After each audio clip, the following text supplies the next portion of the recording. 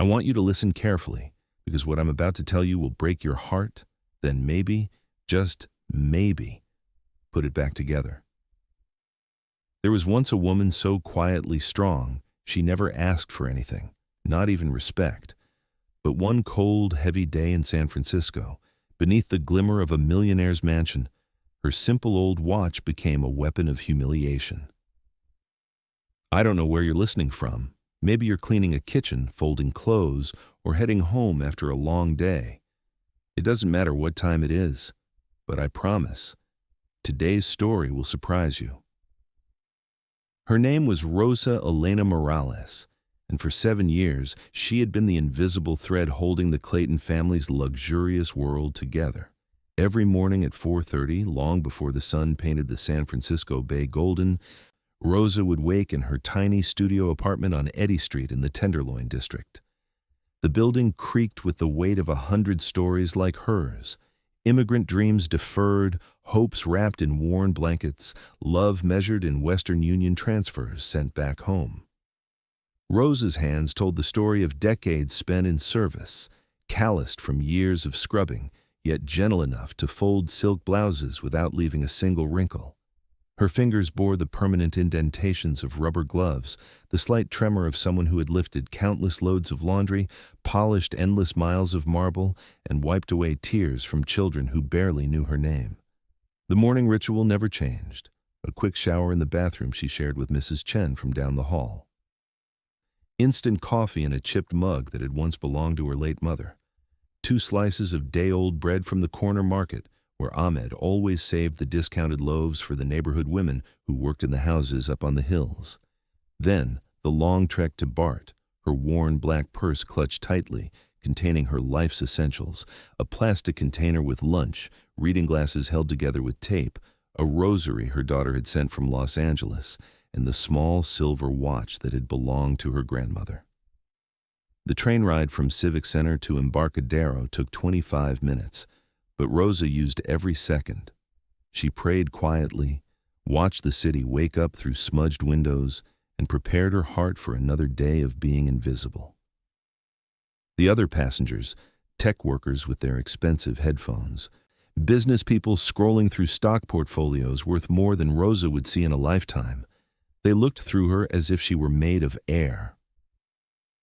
At Embarcadero, Rosa caught the 30 bus up to Pacific Heights, where the Clayton mansion sat like a fortress of marble and glass, overlooking the bay with the arrogance of old money mixed with new tech wealth. The house was a monument to Harold Clayton's success, 10,000 square feet of Italian marble floors, hand-carved Brazilian mahogany, crystal chandeliers from Austria that cost more than most people's annual salaries. Every room screamed wealth, Persian rugs worth hundreds of thousands of dollars, oil paintings by masters whose names Rosa couldn't pronounce, furniture that belonged in museums. But Rosa knew what the neighbors didn't see. Behind those perfect walls lived a family, fractured by grief, success, and the peculiar loneliness that comes with having everything except what matters most. Harold Clayton was 58 years old and worth approximately $350 million. His software company had gone public 12 years ago, making him one of San Francisco's nouveau riche. His investment portfolio included tech stocks, real estate developments across California, cryptocurrency holdings that fluctuated wildly but always seemed to trend upward, and enough liquid assets to buy a small country. Forbes had once called him the king of Silicon Valley's second wave, a title that hung framed in his home office alongside photos of him shaking hands with politicians and tech moguls. Yet Harold was a fallen king in his own kingdom. His wife, Catherine, had died 5 years ago from cancer, leaving behind a void that no amount of money could fill. Their 3 children, Marcus, 22, Elena, 19, and 10-year-old Liam, had each retreated into their own worlds of pain and privilege. The house that had once echoed with laughter now held only the hollow sound of footsteps on marble floors and the endless hum of expensive appliances running empty cycles. Rosa had watched this family crumble from the periphery, cleaning around their broken pieces, straightening the photographs they no longer looked at, preparing meals they barely touched. She understood grief in ways they couldn't imagine. She had lost her husband 15 years ago, not to death, but to financial ruin and shame. Eduardo had been a proud man who owned a small construction business until the 2008 recession crushed his dreams and their marriage along with it. He disappeared one morning, leaving behind only debts and a daughter who needed to believe her father was still a hero. Rosa raised Maria alone, working 3 cleaning jobs to put her through community college. Now Maria was a nurse in Los Angeles, married with 2 children Rosa saw maybe twice a year. The distance wasn't just geographical. It was the natural drift that happens when one generation climbs higher than the one that lifted them up. But Rosa carried no bitterness. She had learned long ago that resentment was a luxury she couldn't afford. Instead, she found purpose in the small acts of care that nobody noticed, arranging flowers in rooms where no one lingered, preparing Harold's coffee exactly the way Catherine used to make it, leaving subtle traces of warmth in a house that had forgotten how to be a home. The Clayton mansion employed a small army of staff. Horsch, the gardener who spoke only Spanish and tended the roses with an artist's touch. Mrs. Peterson, the stern housekeeper who had worked for Harold's parents and carried herself like European royalty. David, the chauffeur who doubled as security and secretly gambled away his salary on online poker. And several part-time workers who came and went like seasonal flowers. Rosa occupied a strange position in this hierarchy. She wasn't quite staff, too gentle and educated, but she wasn't family either. She existed in the liminal space between worlds, understanding both but belonging to neither. The other employees treated her with a mixture of respect and suspicion. Mrs. Peterson especially seemed to resent Rosa's quiet competence, the way Harold's mood improved on days when Rosa worked, the way the children gravitated toward her warmth without even realizing it. The house itself was a character in Rosa's daily story. Built in 1924 and renovated with an unlimited budget, it sprawled across nearly an acre of prime Pacific Heights real estate. The main floor featured a grand foyer with a sweeping staircase that curved like a question mark, leading to 5 bedrooms and 4 full bathrooms on the second floor. The master suite, where Harold now slept alone in a bed designed for 2, overlooked the Golden Gate Bridge through floor-to-ceiling windows that cost more than most people's cars. Rosa's domain was everywhere and nowhere. She cleaned the formal dining room where the family hadn't shared a meal in months, polished the grand piano that Elena had once played, but now sat silent, dusted the library filled with leather-bound books that had been bought by the yard to impress visitors who rarely came.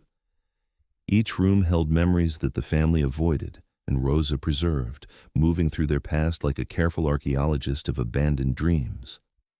The kitchen was Rosa's favorite space, a chef's dream with professional-grade appliances, marble countertops, and windows that faced the back garden where Jorge grew tomatoes and herbs among the ornamental flowers.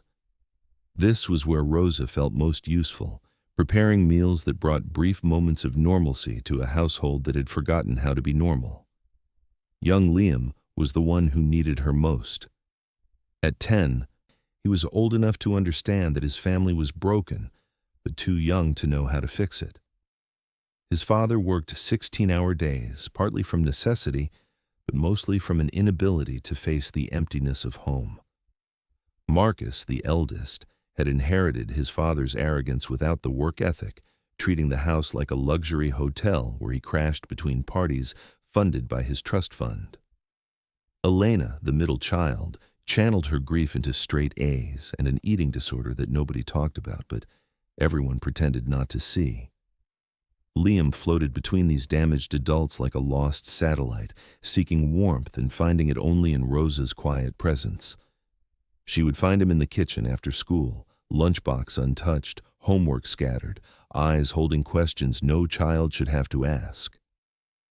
Rosa never tried to be his mother. She understood boundaries, but she offered what she could: a patient ear, help with math problems explained in her careful English, and sometimes A song hummed so softly it felt like a lullaby disguised as work. The rhythm of Rosa's days was as predictable as heartbeat. Arrive at 7, leave at 4:30, Monday through Friday with occasional weekend overtime for parties or events. She cleaned with the methodical grace of someone who understood that order imposed on chaos was a form of prayer. Every surface polished until it reflected light, every room arranged to invite peace, even if peace never came. Harold rarely spoke to Rosa directly. He communicated through Mrs. Peterson or left notes with instructions written in the sharp handwriting of someone accustomed to being obeyed without question. When their paths crossed in the hallways, he would nod curtly, acknowledgement without warmth, recognition without respect. Rosa understood her place in his world, necessary but invisible, valued but not valuable. But Rosa carried something Harold had never learned to see. Despite her worn clothes and calloused hands, despite the old watch that had belonged to her grandmother and the shoes she resoled rather than replaced, Rosa possessed a dignity that couldn't be bought or borrowed. She moved through the world with the quiet confidence of someone who knew her worth wasn't determined by her wages, who understood that service freely given was a form of strength, not weakness. Her grandmother's watch was more than a timepiece. It was a talisman, a connection to a woman who had raised 8 children during the Depression, who had cleaned houses and taken in laundry, and somehow managed to send all her children to school with pressed clothes and full stomachs. The watch was silver-plated, not solid silver, with a face that had yellowed slightly with age and a band that had been repaired so many times it was more solder than original metal. But it kept perfect time, and Rosa wore it with the same pride another woman might wear diamonds. This was the world Rosa inhabited 7 years into her service with the Clayton family, a world of marble and mourning, of wealth without warmth, of a broken family that didn't know they needed healing. She moved through their lives like a gentle ghost, tending to their needs while her own heart carried secrets they would never think to ask about. The morning that would change everything started like any other. Rosa woke at 4:30 in her studio apartment, where the radiator clanked like an old man clearing his throat, and the neighbor's baby cried through walls thin as promises. She dressed in her usual uniform, black slacks from Target, white blouse bought on sale at Macy's, comfortable shoes that had walked thousands of miles through other people's dreams. Around her wrist, she fastened her grandmother's watch, checking the time against her phone as she did every morning. The watch was 3 minutes slow, as it had been for years, but Rosa had never bothered to have it fixed. Those 3 minutes belonged to her grandmother's time, and Rosa wasn't ready to let them go. The autumn air cut sharp as she walked to the BART station, carrying with her the hope that today might be different, that today someone might really see her.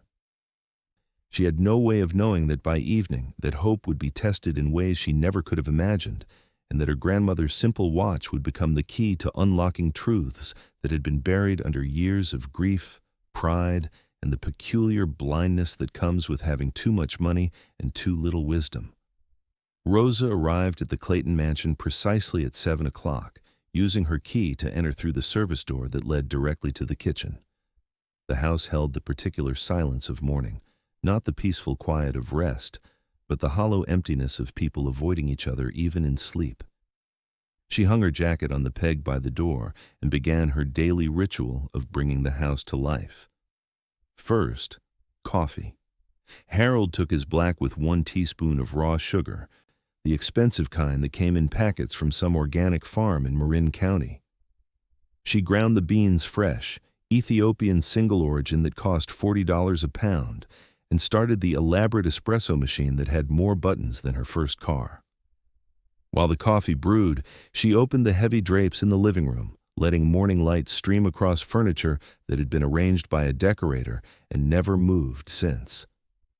The newspaper arrived at 6:30 every morning, the Wall Street Journal for Harold, the Chronicle for General News, and Variety, because Elena harbored secret dreams of becoming a filmmaker that she'd never shared with her family. Rosa arranged them on Harold's breakfast table alongside his vitamins, an expensive collection of supplements recommended by his concierge doctor, and checked the clock. 7:15. Harold would be down in exactly 10 minutes, showered and dressed in one of his 20 identical gray suits, ready to face another day of making money that he didn't need to buy happiness that money couldn't purchase. The morning routine unfolded with choreographed precision. Harold appeared at 7:25, accepted his coffee with a grunt that might have been thanks, scanned the headlines while eating Greek yogurt with organic berries that Rosa had arranged in a crystal bowl worth more than her monthly rent. He never looked at her directly during these morning encounters, but Rosa had learned to read his moods in the set of his shoulders, the speed of his coffee consumption, the way he held his phone while scrolling through emails that made his jaw tighten with stress or satisfaction.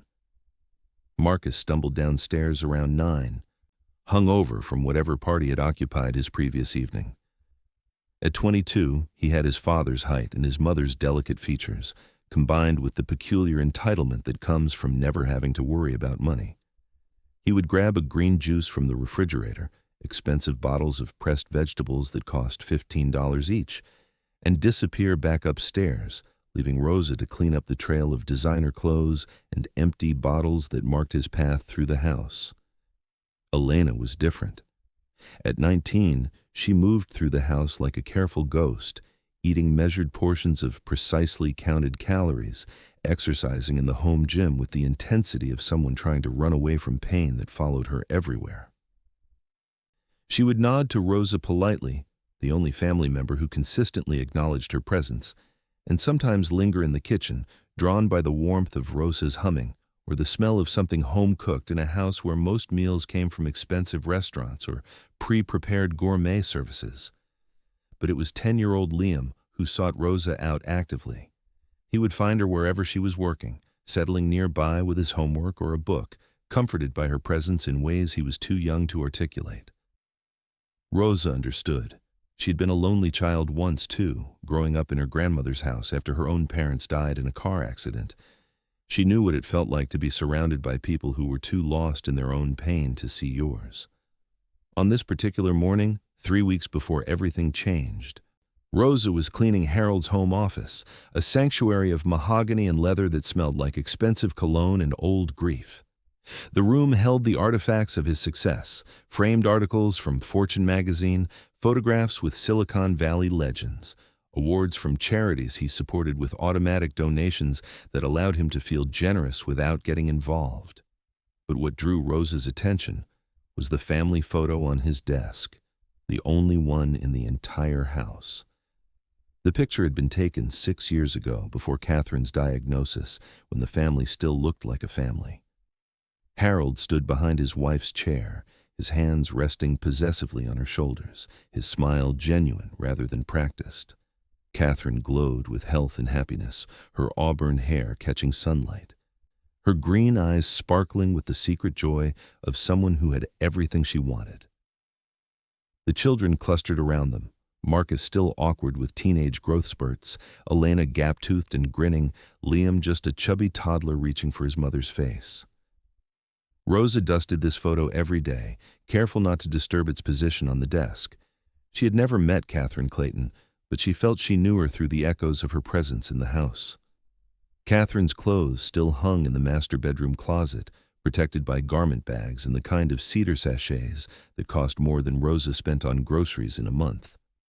Her books remained on the nightstand, bookmarked at pages she would never finish reading. Her coffee cup, a handmade ceramic piece that said, "World's Best Mom" in Elena's childhood handwriting, sat in the kitchen cabinet, too precious to use but too painful to put away. Harold had preserved Catherine's presence while simultaneously fleeing from it, creating a shrine to a woman whose memory he couldn't face and whose loss had carved out pieces of his heart that would never heal properly. Rosa understood this grief. She had her own version, different in details but identical in its ability to reshape a life around an absence. As Rosa worked, she noticed details that others missed. The way Harold's hands shook when he thought no one was looking, a tremor that spoke of anxiety masked by control. The prescription bottles hidden behind files in his desk drawer, sleep aids, antacids, blood pressure medication for a man who outwardly projected perfect health. The financial statements that showed just how vast his holdings had become: stock options worth hundreds of millions, real estate investments across 3 states, cryptocurrency holdings that fluctuated like digital heartbeats, generating wealth even while he slept. But Rosa also saw what the money couldn't buy: the silence at dinner tables designed for celebration, the stiffness in family interactions that should have been warm, the way servants were treated as appliances, necessary for function but invisible as humans. She had worked in wealthy homes before, and she recognized the particular loneliness that came with having so much money that authentic relationships became impossible to trust. The other staff members treated Rosa with varying degrees of warmth and suspicion. Mrs. Peterson, the head housekeeper, had worked for wealthy families for 30 years and carried herself with the rigid dignity of someone who had learned to survive by never forgetting her place. She was efficient, thorough, and completely without warmth, qualities that Harold valued because they reminded him of his own father's household, where servants had been seen and not heard, useful and never familiar. Mrs. Peterson resented Rosa's gentleness, the way children gravitated toward her, the way Harold's mood seemed lighter on days when Rosa worked. There was something threatening about Rosa's natural grace, her ability to bring comfort without crossing boundaries, her education that showed in careful speech and thoughtful gestures. Mrs. Peterson had built her career on being indispensable through competence. Rosa was indispensable through humanity, and that felt dangerous. Jorge, the gardener, was different. A man in his 60s who had emigrated from Guatemala 30 years earlier, he understood Rosa's position as someone caught between worlds. They would exchange quiet conversations in Spanish during breaks, sharing stories about children who had grown up and moved away, about dreams deferred for the sake of survival, about the strange intimacy that came from caring for other people's lives while your own remained hidden. David, the chauffeur, treated Rosa with polite indifference. He was a man in his 40s who had once harbored dreams of being a professional driver, NASCAR, Formula One, something that would make use of his genuine skill behind the wheel. Instead, he spent his days waiting outside business meetings and charity events, reading sports news on his phone and placing increasingly large bets on games that he studied with the intensity of a scholar. He wasn't cruel to Rosa, but he wasn't kind either. She was simply part of the household furniture, as invisible to him as she was to his employers. The part-time staff rotated frequently. Young women who took cleaning jobs while pursuing acting careers or graduate degrees, men who worked maintenance while building their own businesses, immigrants like Rosa who understood that dignity came from work itself, not from the work being seen. They passed through the Clayton house like seasonal weather, leaving no trace except the cleanliness they maintained and the stories they carried away about how the wealthy lived when they thought no one was watching. Rosa moved through this ecosystem with the careful grace of someone who had learned to navigate multiple worlds simultaneously. She spoke to Mrs. Peterson with respectful deference, to Jorge with the warmth of shared experience, to David with polite professionalism, and to the rotating staff with the kindness of someone who remembered what it felt like to be new and uncertain. But it was her relationship with the Clayton children that revealed Rosa's true nature. With Marcus, she was patient but firm, cleaning up his messes without commentary, but leaving subtle signs that someone cared about his well-being: fresh towels in his bathroom, his favorite pastries appearing in the kitchen after particularly rough nights, medicines for hangovers left discreetly on his nightstand. She never lectured or judged, but her presence itself was a gentle reminder that someone was paying attention. With Elena, Rosa was careful not to intrude but always available. She noticed when the young woman's portions got smaller, when her exercise routines grew more obsessive, when the dark circles under her eyes spoke of sleep interrupted by anxiety. Rosa would leave small gifts: herbal teas that helped with stress, books by authors who wrote about strong women overcoming difficulties, flowers from the garden arranged in Elena's favorite colors. Never anything direct enough to create embarrassment, but always something that said, You are seen, you are valued, you are not alone. And with Liam, Rosa allowed herself to be almost maternal in ways that his own distracted family couldn't manage. She helped him with homework that confused him, listened to stories about school friends and playground politics, taught him to make simple Mexican dishes that connected him to flavors his privileged palate had never experienced. She was careful never to overstep. Harold's son was not her child, but she provided the consistent adult attention that every child needs and that Liam wasn't getting anywhere else. The house itself responded to Rosa's presence. Rooms that had felt like museum displays began to feel lived in again. Fresh flowers appeared weekly, chosen not for their cost, but for their ability to bring color and life to spaces dominated by neutral, expensive good taste. Cooking smells drifted from the kitchen, not the sterile aromas of catered meals or restaurant deliveries, but the warm, complex sense of food made with attention and care. Rosa discovered that Harold had particular sensitivities that his wealthy lifestyle had pampered rather than challenged. He couldn't tolerate strong cleaning products, so she switched to gentler, more expensive alternatives that wouldn't trigger his allergies. He was disturbed by sudden noises, so she learned to move through the house with unusual quiet, opening and closing doors with the careful attention of someone diffusing bombs. He responded to visual order with an intensity that suggested deeper psychological needs, so Rosa arranged his spaces with the precision of someone who understood that external control sometimes helped with internal chaos. These small accommodations weren't part of her job description, but Rosa provided them anyway because she recognized Harold's pain, even when he couldn't acknowledge it himself. She saw how he lingered in rooms where Catherine's presence had been strongest, how he avoided family photos while simultaneously preserving them, how he worked obsessively to avoid facing the emptiness that wealth had created rather than filled. The financial magnitude of Harold's success was staggering in ways that Rosa could barely comprehend. His personal stock portfolio fluctuated by more each day than Rosa had earned in her entire lifetime. His real estate holdings included commercial properties in downtown San Francisco, residential developments in Silicon Valley, vacation homes in Aspen, and Martha's Vineyard that he visited maybe once a year. His cryptocurrency investments alone were worth more than most people would see in several lifetimes, digital assets that gained and lost value while he slept, ate, and grieved his way through days that money couldn't make meaningful. But Rosa understood something that Harold had forgotten. Wealth without purpose was just elaborate poverty. Money without connection was just complicated loneliness. Success without love was just expensive failure. She carried this understanding in the gentle way she arranged his breakfast, the patient attention she gave to his unspoken needs, the quiet dignity with which she made his house feel less like a mausoleum and more like a place where healing might be possible. The morning routine continued with its predictable rhythms. Coffee prepared exactly right, newspapers arranged in proper order, breakfast dishes cleaned and put away before Harold finished his first phone call of the day.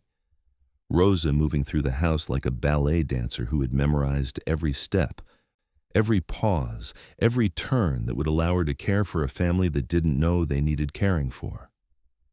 But change was coming, carried in the ticking of an old watch that measured time differently than the expensive clocks throughout the Clayton mansion.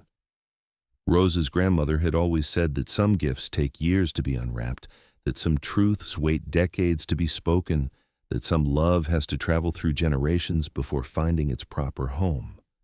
Rosa didn't know that her simple silver watch would soon become the key to unlocking secrets that had been buried under grief and pride, and the particular blindness that comes with having so much money that you forget how to see the people who make your life possible.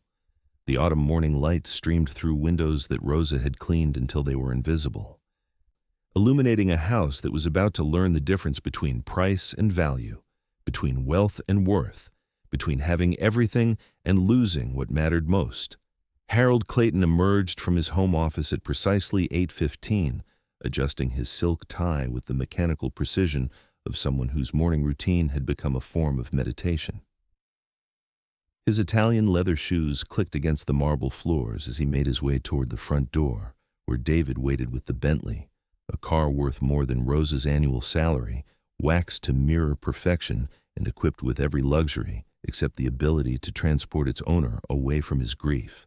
Rosa was in the main hallway, carefully dusting the collection of art that lined the walls like expensive prisoners. Each piece had been selected by Catherine before her illness, chosen not for investment potential, but for the joy they brought her. Harold had stopped seeing them years ago, but Rosa cleaned each one with the attention she might give to religious icons, understanding that she was tending to another woman's abandoned dreams. The morning light caught the face of Rosa's watch as she reached up to clean a particularly challenging sculpture, an abstract piece by a local artist that Catherine had discovered in a small gallery in North Beach. The silver caught the light and threw it back in tiny sparkles that danced across the wall, creating momentary magic in a house that had forgotten what wonder looked like. Harold paused in his march toward another day of accumulating wealth he didn't need. Something about the light, or maybe the way Rosa moved with such careful attention, made him actually focus on her for perhaps the first time in the 7 years she had been making his life possible. That's when he saw the watch. It was a simple timepiece, clearly old, with a face that had yellowed slightly with age, and a silver-plated band that had been repaired multiple times. Against Rosa's dark wrist, it looked almost childish, certainly out of place in a house where even the staff was expected to maintain certain standards of appearance. Harold's own watch was a Patek Philippe that had cost more than most people earned in a year, a timepiece handed down from his father and worth enough to buy a small house in many parts of the country. But it wasn't the watch itself that triggered Harold's reaction. It was what the watch represented. In Harold's mind, shaped by a lifetime of building walls between himself and anyone who might want something from him, Rosa's simple watch became a symbol of everything he feared about people in her position. Was she sending a message? Was this some kind of manipulation, a way of making him feel guilty about the disparity between their circumstances? Was she hoping he would notice and offer to buy her something better, opening a door to requests and boundary violations that he couldn't afford to allow? The thoughts cascaded through Harold's mind with the speed and logic of paranoia, each assumption building on the last until Rosa's innocent timepiece became evidence of calculation and manipulation. He had spent decades learning not to trust anyone who might benefit from his generosity, had been burned by employees and friends who had mistaken his wealth for weakness, his kindness for obligation. Rosa. Harold's voice cut through the morning quiet with the sharp precision of someone accustomed to being heard immediately. She turned toward him, her face open and expectant, ready to receive whatever instruction he might have for her. Her expression held no guilt, no calculation, no awareness that anything was wrong, which Harold interpreted as evidence of how sophisticated her manipulation had become. "Is that the best you can do?" Harold's voice carried the particular cruelty that comes from someone using power to avoid facing their own pain. He gestured toward her wrist with the casual dismissal of someone pointing out a stain or defect. "Wearing a watch like that in my house?" The words hung in the air like toxic smoke, poisoning the careful peace that Rosa had cultivated through 7 years of invisible service. She looked down at her grandmother's watch, then back at Harold, her expression shifting from confusion to understanding to something deeper and more painful, the recognition that she had been seen, finally, but only to be found lacking. From somewhere in the house came the sound of muffled laughter. Marcus and Elena, who had been passing through the upper hallway and overheard their father's words.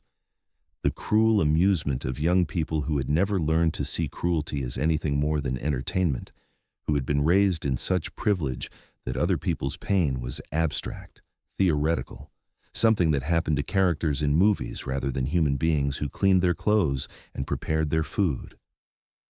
The laughter was worse than Harold's words because it revealed the casual nature of the cruelty, the thoughtless way that Rosa's dignity could be sacrificed for a moment's amusement, among people who had never had to worry about being humiliated for their appearance, their possessions, or their circumstances. Rosa stood very still, her hand unconsciously moving to cover the watch as if to protect it from further assault. Her face drained of color, but she didn't cry, didn't argue, didn't defend herself or her grandmother's memory. Instead, she lowered her eyes in the gesture of someone who had learned long ago that some battles couldn't be won, that some humiliations had to be endured, that dignity sometimes meant choosing silence over self-defense. "I apologize, Mr. Clayton," Rosa said quietly, her voice steady despite the tremor in her hands. "I didn't mean any disrespect." She turned away from him, back toward the sculpture she had been cleaning, her movements careful and controlled as someone walking on ice, afraid that any sudden motion might cause everything to shatter. Harold stood frozen for a moment, already regretting his words but unable to take them back without admitting that he had been cruel, that his paranoia had transformed Rosa's simple presence into a threat that existed only in his imagination. The moment stretched between them, filled with everything that couldn't be said, everything that should have been said, everything that would reshape their relationship from this moment forward. David appeared in the doorway, keys jangling softly, reminding Harold that he had meetings to attend, money to make, a life of expensive distractions to maintain. Harold straightened his shoulders, adjusted his tie again, and walked past Rosa without another word, leaving behind the scent of his expensive cologne and the echo of unnecessary cruelty. The front door closed with the heavy finality of a coffin lid, and the house settled back into its familiar silence. But now it was a different silence, poisoned by words that couldn't be taken back, heavy with the weight of dignity wounded and trust fractured. Rosa continued cleaning the sculpture, her movements mechanical now, emptied of the careful attention she had been giving it before. The silver watch caught the light again, but now the sparkles seemed different, sadder somehow, like tears made of metal and memory. Mrs. Peterson appeared at the far end of the hallway, her expression carefully neutral, but her eyes sharp with the awareness that something had shifted in the household dynamic. She had heard Harold's words and seen Rosa's response, had witnessed the casual cruelty that confirmed her own understanding of where servants stood in the hierarchy of human worth.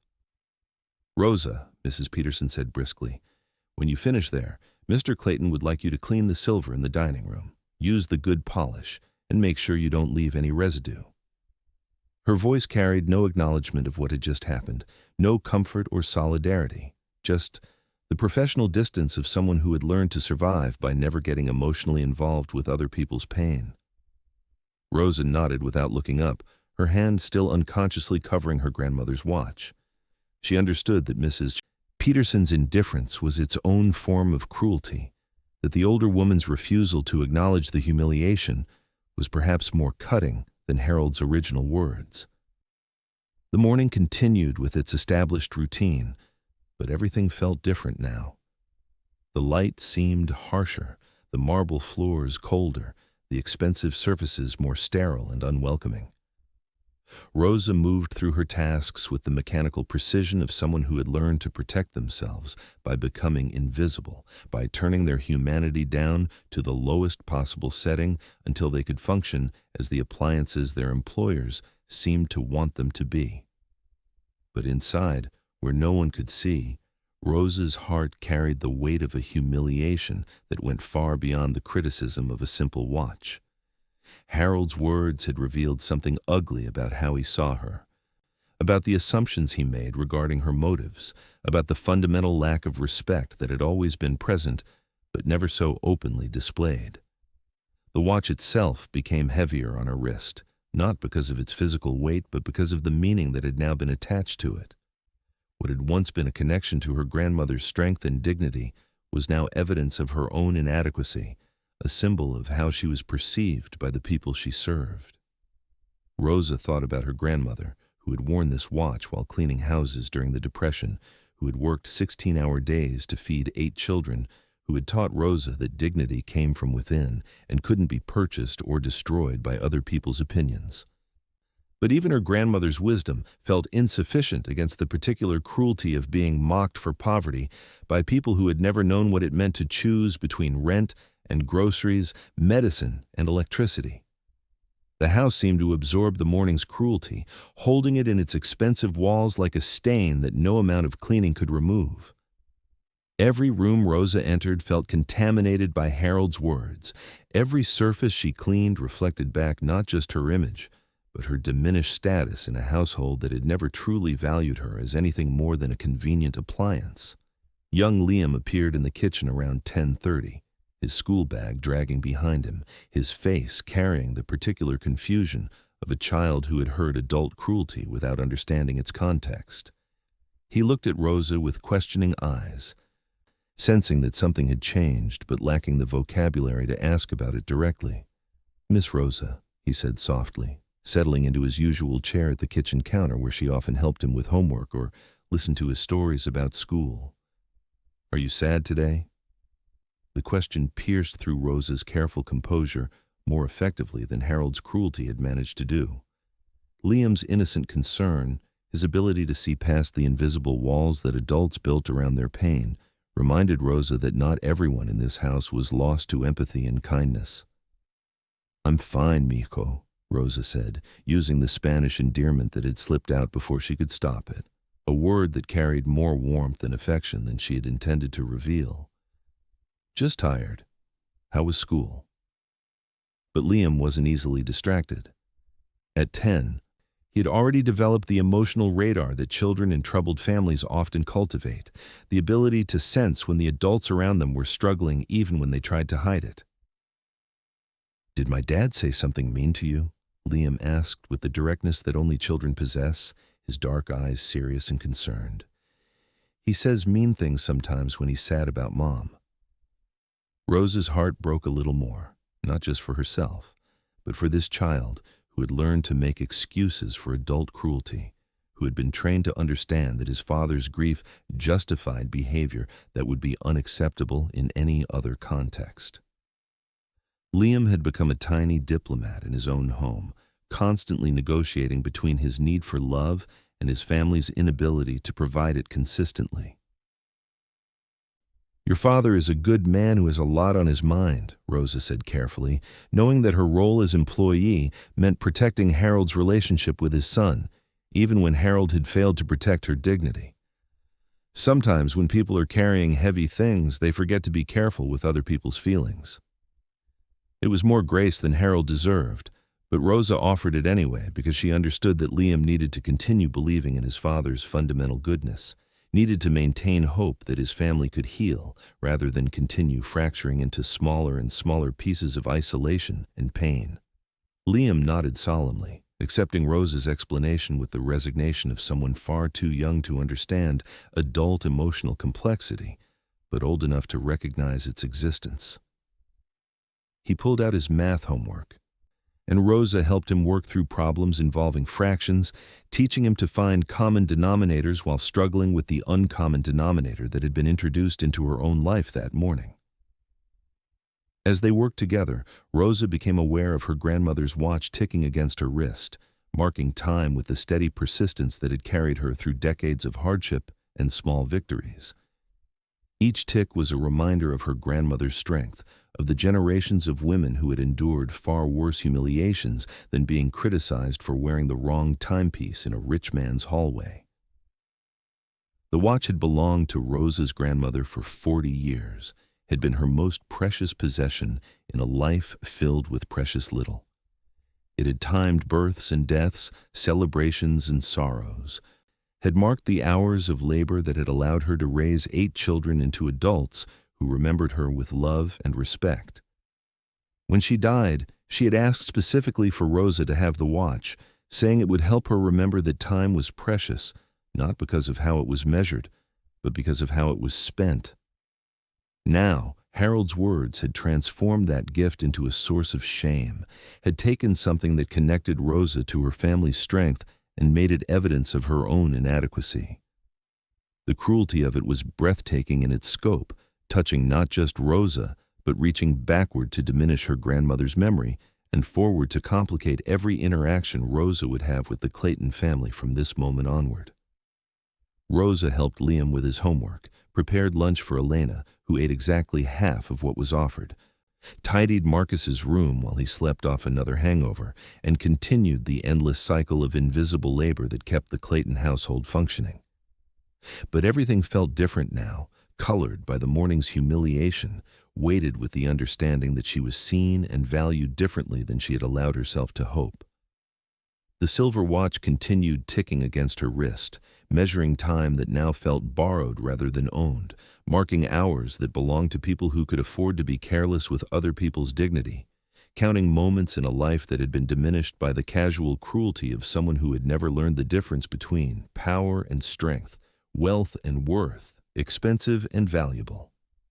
As the day wore on, Rosa began to understand that something fundamental had shifted in her relationship with the Clayton family. Harold's words had revealed not just his own limitations, but the limitations of her position in their world. She was useful but not valued, necessary but not respected, present but not seen as fully human. The realization was devastating in its clarity and liberating in its honesty.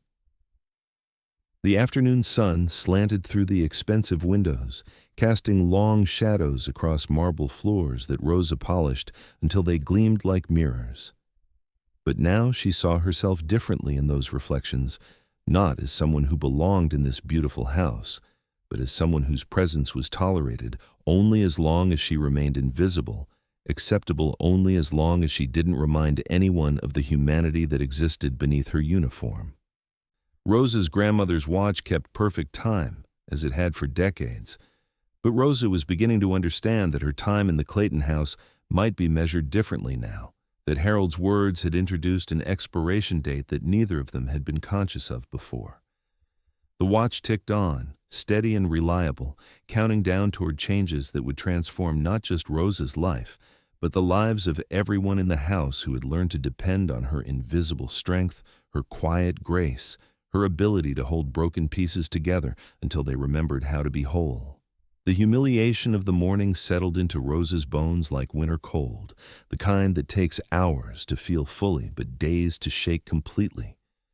She continued her work with mechanical precision, but the joy she had taken in bringing order and beauty to the Clayton house had been replaced by something more complex and painful, the understanding that her care was taken for granted, her dignity expendable, her humanity invisible to people who depended on her daily labor. Harold's expensive car pulled away from the curb, carrying him toward meetings where millions of dollars would be discussed with the same casual attention he had given to criticizing Rosa's watch. In the financial district, he would be surrounded by people who treated him with the respect that money commanded, who listened carefully to his opinions, who valued his time at thousands of dollars per hour. But he had just demonstrated that he valued Rosa's feelings at less than the cost of his morning coffee. The irony was lost on Harold, but it wasn't lost on Rosa. She understood the mathematics of respect in ways that Harold's expensive education had never taught him. She knew that true wealth was measured in the dignity with which you treated people who couldn't benefit you, the kindness you offered when no one was watching, the grace you maintained when grace was neither expected nor rewarded. As Rosa polished silver that was worth more than her yearly salary, she thought about the watch on her wrist and what it represented, not just her grandmother's love, but generations of women who had worked in other people's houses, who had been criticized and dismissed and humiliated, who had endured because they understood that their worth wasn't determined by other people's recognition of it. The watch ticked steadily on, marking time that moved forward regardless of pain, time that would eventually reveal truths that were hidden in the present moment. Rosa didn't know that Harold's cruel words would set in motion a chain of events that would transform both their lives, that her simple silver timepiece carried secrets that would soon shake the foundations of everything Harold thought he knew about loyalty, love, and the true meaning of family legacy. But time, as Rosa's grandmother had always said, has a way of revealing everything that matters and dissolving everything that doesn't. The expensive clocks throughout the Clayton mansion might keep more accurate time than Rosa's inherited watch, but they couldn't measure what really mattered: the depth of human dignity, the strength of quiet endurance, the value of love that asks for nothing except the basic respect that should belong to every human being simply by virtue of their humanity. The day continued with its familiar patterns, but underneath the surface, something had been set in motion that would change everything. Rosa's watch continued its steady ticking, counting down toward revelations that would transform humiliation into understanding, cruelty into compassion, and the simple act of inheritance into a profound lesson about the true meaning of wealth, worth, and the watches we wear to mark the time we're given to learn how to love each other better. In the weeks that followed Harold's cruel words, something subtle but profound shifted within the Clayton household. Rosa continued her work with the same meticulous care she had always shown, but the warmth that had previously radiated from her presence began to fade, like a candle burning lower without anyone noticing, until the room grows dim.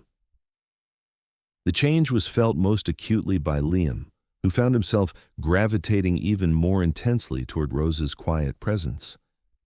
At 10 years old, he lacked the vocabulary to articulate what he sensed, but his child's intuition detected the shadow that had fallen across Rosa's spirit. He began lingering longer in whatever room she occupied, as if his proximity could somehow restore the gentle contentment that had once made her seem like a safe harbor in his family's storm of unspoken grief. "Miss Rosa," Liam would say, appearing at her elbow as she folded laundry in the mansion's elaborate utility room, "could you teach me that song you were humming yesterday?"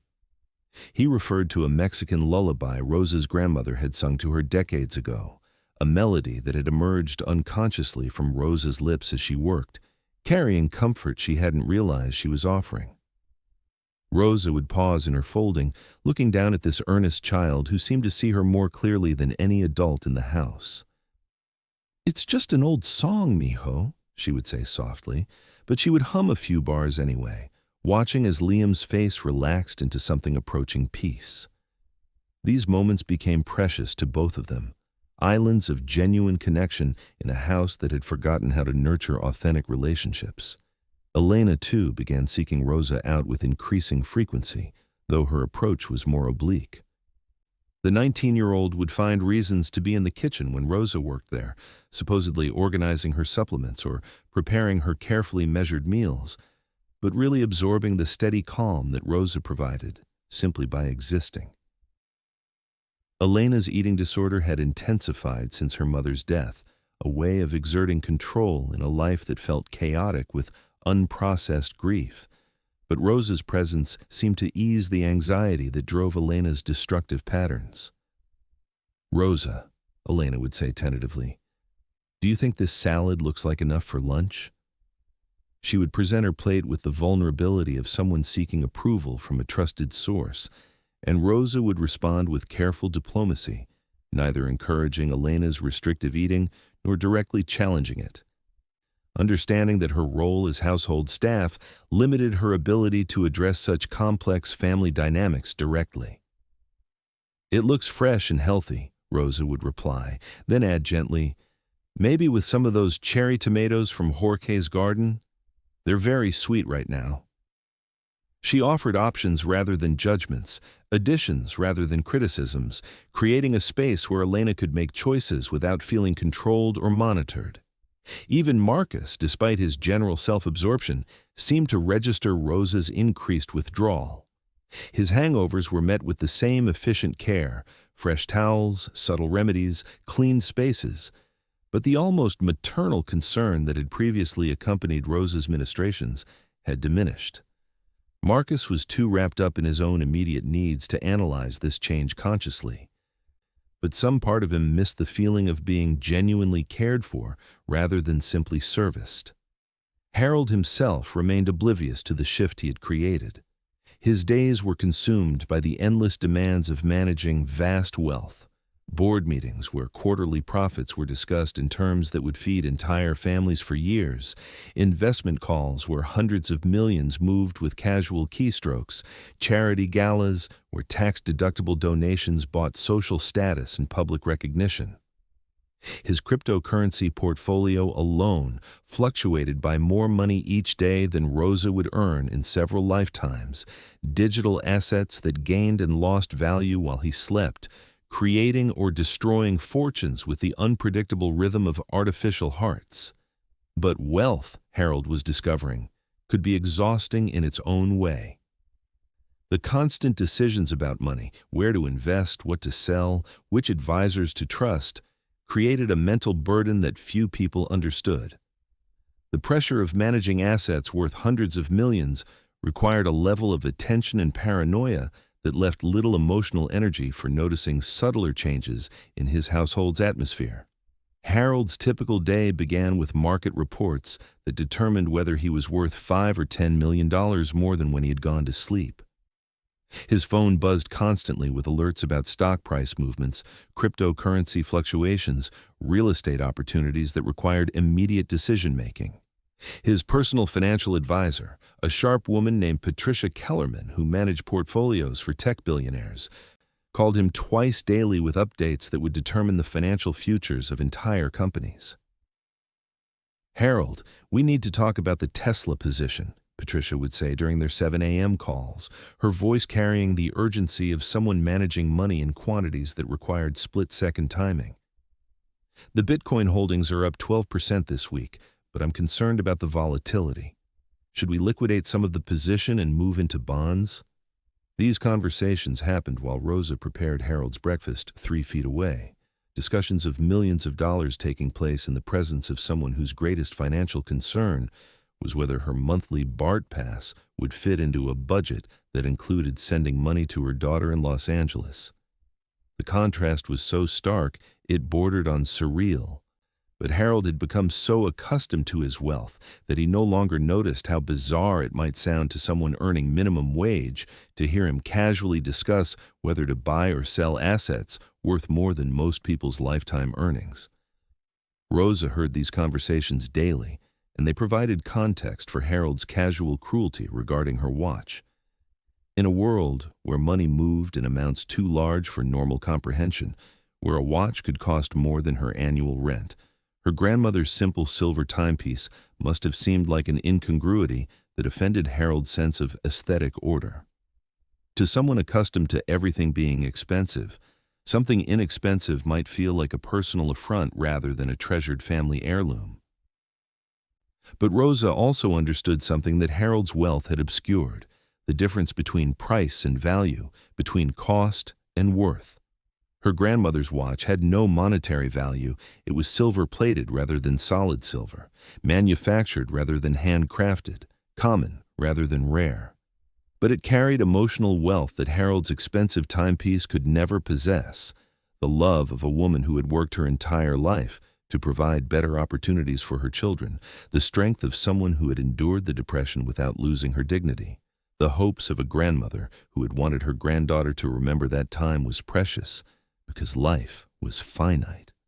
Mrs. Peterson observed the household dynamics with the sharp attention of someone who had spent decades navigating wealthy families' complicated emotional landscapes. She recognized the subtle signs of Rosa's withdrawal and, rather than offering comfort or support, saw opportunity. Mrs. Peterson had always resented Rosa's natural grace, her ability to bring warmth to interactions that Mrs. Peterson approached with professional cold efficiency. If Rosa's confidence had been damaged by Harold's criticism, it might create space for Mrs. Peterson to strengthen her own position as indispensable household staff. "Rosa," Mrs. Peterson would say with exaggerated concern, "you seem distracted lately. I hope everything is all right with your work.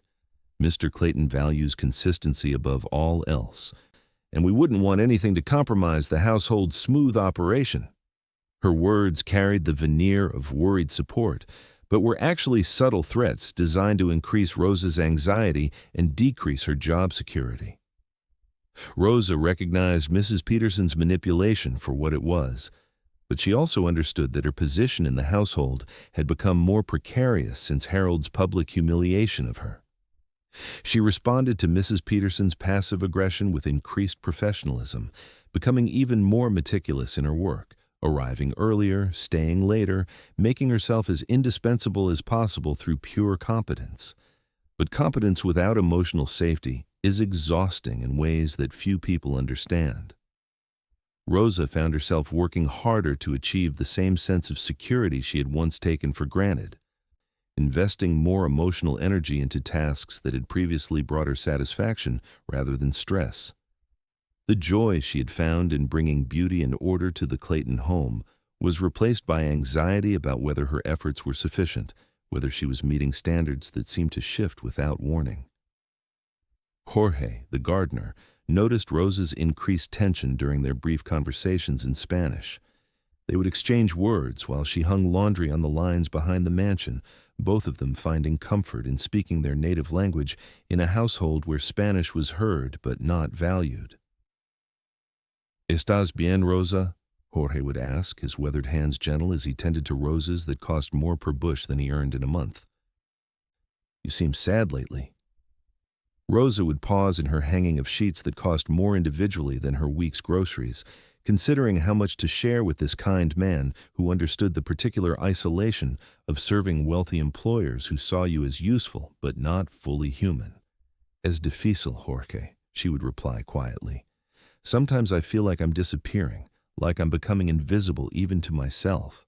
The confession carried years of accumulated fatigue, the exhaustion that comes from constantly adapting to other people's needs, while your own emotional requirements remain unmet and often unrecognized. Jorge nodded with the understanding of someone who had spent 30 years being useful without being valued, necessary without being respected. "The rich," he would say philosophically, "they think money can buy everything except the things they need most. But we know different for Dad. We know what matters." These conversations became precious to Rosa, reminders that she wasn't alone in her experience of serving people who had abundance in every measurable way, except the ones that actually mattered. Jorge's validation helped Rosa maintain perspective during days when Harold's cruelty threatened to diminish her sense of her own worth.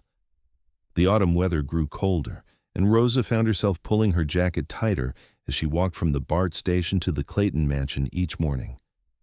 The pre-dawn walks through Pacific Heights reminded her daily of the economic geography of San Francisco, the way wealth literally elevated itself above the valleys where working people lived.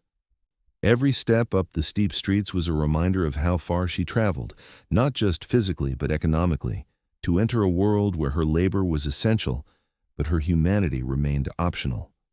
Her grandmother's watch ticked steadily against her wrist, marking time that moved forward regardless of pain or confusion. Rosa had begun to think of the watch differently since Harold's humiliation, not as a symbol of her inadequacy, but as evidence of her connection to women who had endured far worse treatment while maintaining their dignity and strength.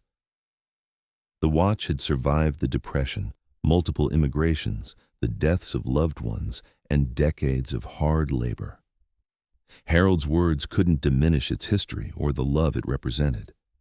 During her breaks, Rosa would sometimes sit in the mansion's elaborate garden, surrounded by plants that required more weekly maintenance than she earned in wages, and think about her grandmother's stories.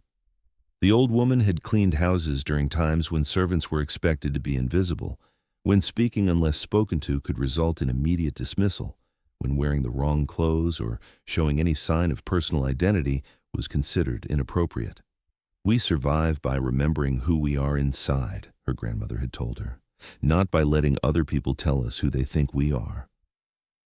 The advice felt more relevant now than it had when Rosa was young and optimistic, believing that hard work and kindness would naturally earn respect and recognition. Rosa's daughter Maria called every Sunday, their conversations a lifeline that connected Rosa to family who saw her as more than her function in someone else's household. Maria worked as a nurse in Los Angeles, earning respect through her medical expertise, valued by patients who needed her skills to survive and recover. "Mommy, you sound tired," Maria would observe during their weekly calls, her voice carrying the concern of someone who understood how physically and emotionally demanding service work could be. "Are they treating you well?" Rosa would hesitate, not wanting to burden her successful daughter with stories of workplace humiliation, not wanting Maria to worry about situations she couldn't change from 300 miles away. "I'm fine, mija," Rosa would say eventually, "just working hard." "Tell me about the children." But Maria inherited her mother's emotional intelligence and could hear what Rosa wasn't saying. "Mommy, if something is wrong, you can tell me. You don't have to protect me from knowing that people aren't always kind to you." These conversations reminded Rosa that she was valued and loved, that her worth wasn't determined by Harold Clayton's opinions or Mrs. Peterson's manipulation, or the casual indifference of employers who took her labor for granted. Maria's concern provided an emotional anchor that helped Rosa maintain perspective during weeks when her job felt more like endurance than employment. The silver watch continued ticking, marking time that would eventually reveal truths nobody in the Clayton household could imagine. Rosa wore it with increasing defiance, understanding that Harold's criticism had revealed more about his character than hers. The watch represented continuity, love, and the strength of women who had worked their entire lives to create opportunities for future generations. No amount of money could purchase that history. No cruel words could diminish that legacy. As November approached, Rosa began to sense that change was coming. Not because of any specific incident or conversation, but because 7 years of invisible service to the Clayton family had taught her to recognize the subtle signs that preceded major shifts in household dynamics. Harold's cruelty regarding her watch had been a symptom of deeper problems, not an isolated incident of bad judgment. The mansion itself seemed to be holding its breath, waiting for something to happen that would either heal the wounds that had been festering beneath its expensive surface or finally split the family apart completely. Rosa continued her work with the dedication of someone who understood that professionalism was its own form of dignity, that excellence in service reflected her character regardless of how that service was received or valued. But she also began to protect herself emotionally in ways she hadn't felt necessary before Harold's public humiliation. She loved the Clayton children, worried about Harold's grief, and cared about the household's well-being, but she was learning to maintain emotional boundaries that would allow her to continue serving without sacrificing her sense of self-worth. The watch on her wrist marked each minute, each hour, each day that passed in this strange liminal space between belonging and not belonging, between being essential and being expendable. Rosa wore it as a reminder that her time, in the Clayton house and in the world, was precious, regardless of how others chose to value it. The steady ticking was a heartbeat that connected her to her grandmother's strength, her daughter's love, and her own quiet dignity that no amount of money could purchase or destroy. Time was moving forward, carrying Rosa toward changes she couldn't anticipate, but was preparing for emotionally. Her grandmother's watch would continue ticking through whatever came next, measuring moments that would prove what Rosa had always known, that true wealth couldn't be counted in dollars, real strength didn't advertise itself, and love expressed through service was its own form of success, regardless of whether it was recognized or rewarded by the people who benefited from it most. November arrived with the particular melancholy of San Francisco autumn, when fog rolled in from the Pacific like gray memories, and the city's hills disappeared into mist that made everything feel impermanent and dreamlike. The Clayton mansion seemed to absorb this atmospheric sadness, its expensive rooms growing colder, despite sophisticated heating systems that maintained perfect temperature while ignoring the emotional climate that no thermostat could measure. Rosa noticed how the seasonal change affected each member of the family differently. Harold worked longer hours, as if increased business activity could outrun the approaching anniversary of Catherine's death, which fell in January but cast shadows stretching longer each year. Marcus's parties grew more frequent and more desperate, his laughter carrying the hollow edge of someone trying to fill internal emptiness with external noise.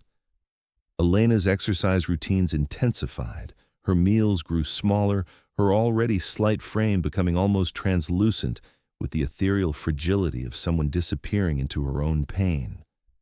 But it was Liam who broke Rosa's heart most consistently.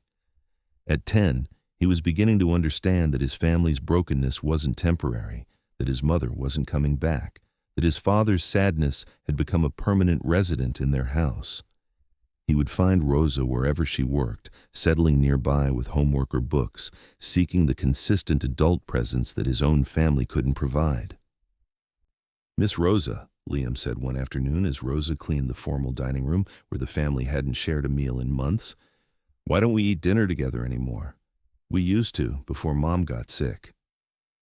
Rosa paused in her polishing of the mahogany table that could seat 12, but now served only as an expensive surface for displaying fresh flowers that no one looked at. Liam's question touched the heart of what was wrong in this house, not just Catherine's death, but the family's inability to maintain connections that might help them heal together. "Sometimes when people are very sad," Rosa said carefully, choosing words that might comfort without criticizing, "they forget how to do things that used to make them happy. Your family isn't broken forever, mijo. You're all just learning how to be a family without your mama." Liam considered this with the seriousness of a child who had been forced to think about adult problems before developing adult coping mechanisms. "Do you think Dad forgets that I'm sad too? Sometimes I think he only remembers that he's sad." The observation was so perceptive and so heartbreaking that Rosa had to turn away to hide the tears that threatened to expose how deeply she cared for this lonely child. At 10, Liam had identified the fundamental problem with Harold's grieving process. It had become so all-consuming that it left no room for recognizing anyone else's pain, including his children's need for comfort and security. "Your father loves you very much," Rosa said, the standard response she gave whenever Liam's questions ventured into territory that required her to protect Harold's relationship with his son, despite Harold's failures as a grieving parent. Sometimes love gets confused with sadness, and people need time to remember how to show love in ways that feel good instead of scared. These conversations with Liam were becoming more frequent and more intimate, a development that worried Rosa despite the genuine affection she felt for the child. Her role as household staff required maintained boundaries, but Liam's emotional needs often pushed against those professional limits. She was becoming the stable adult presence in his life, not because she had chosen that role, but because no one else in his family was available to provide it. Elena, too, was seeking increased contact with Rosa, though her approach remained more indirect.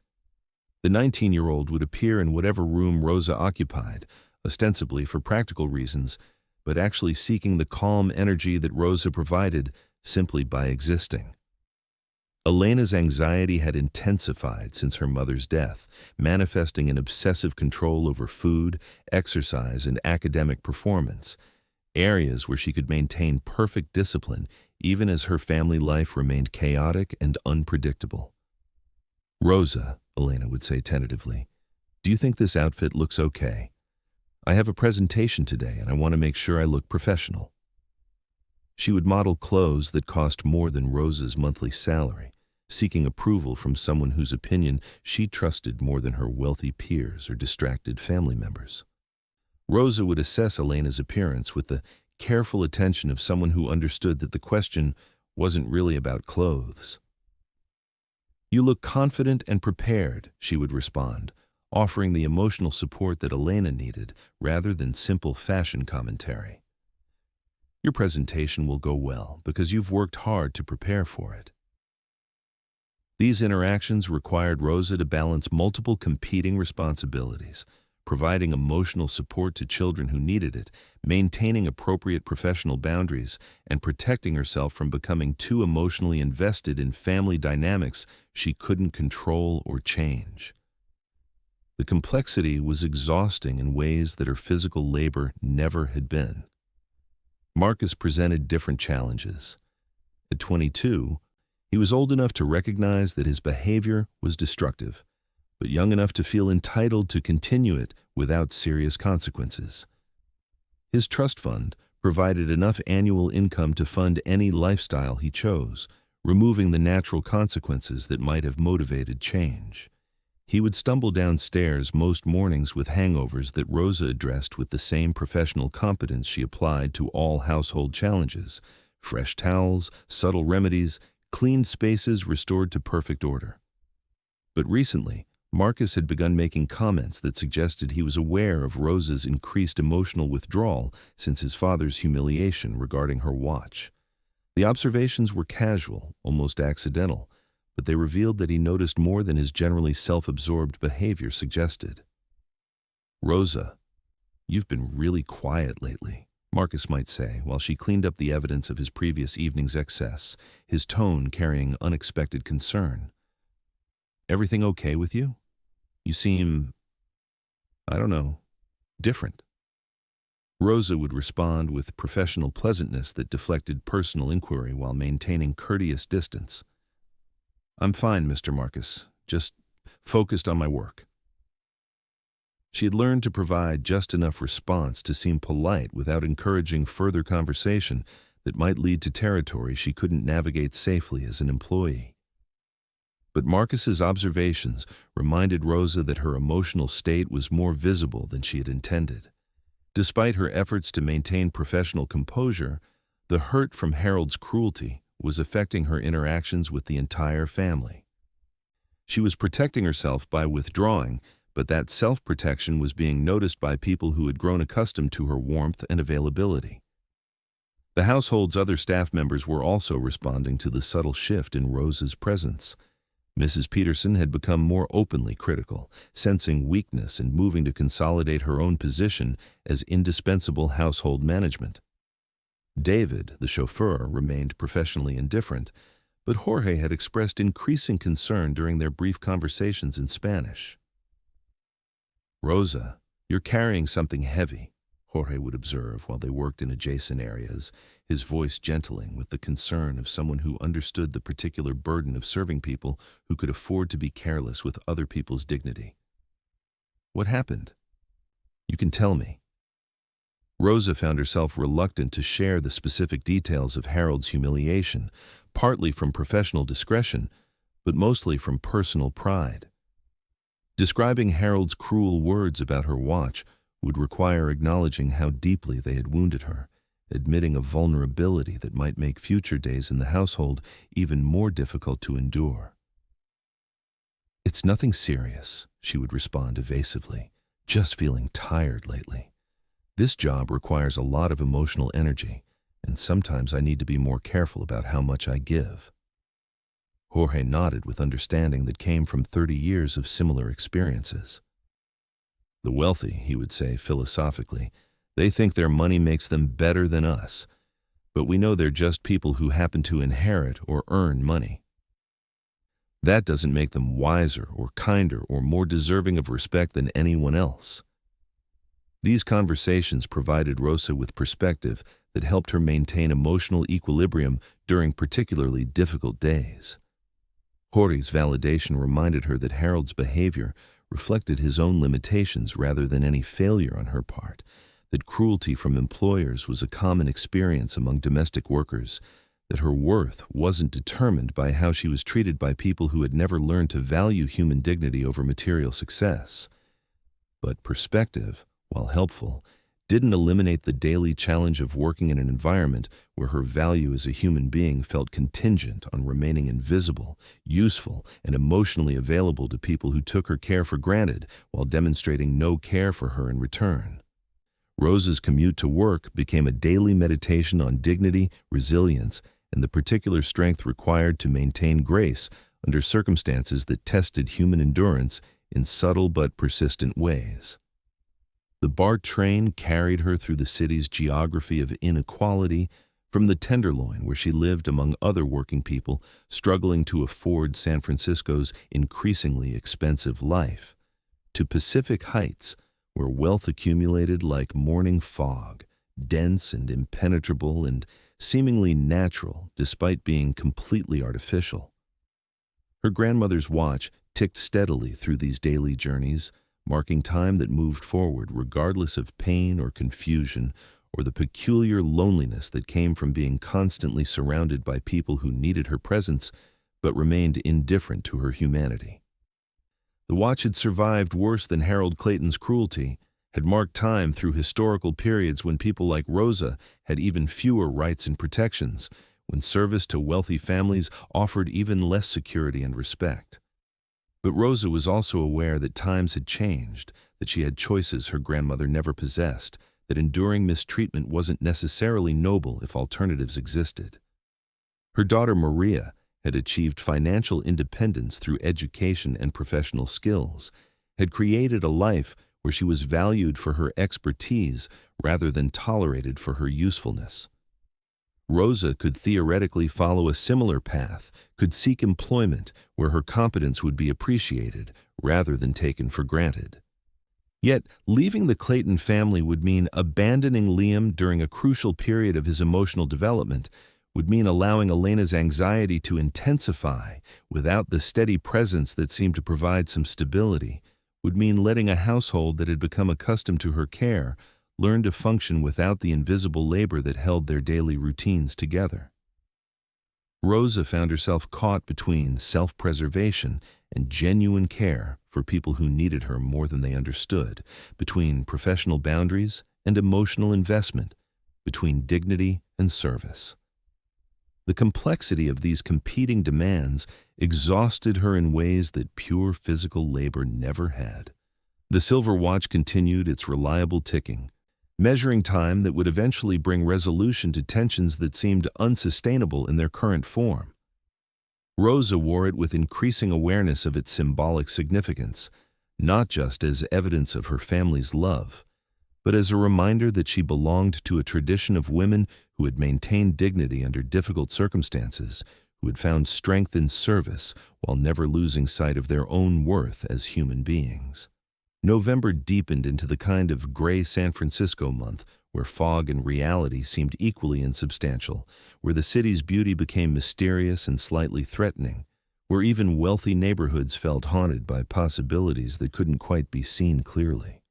The Clayton mansion absorbed this atmospheric uncertainty, its expensive rooms growing heavier with the weight of unspoken truths that would soon demand acknowledgement.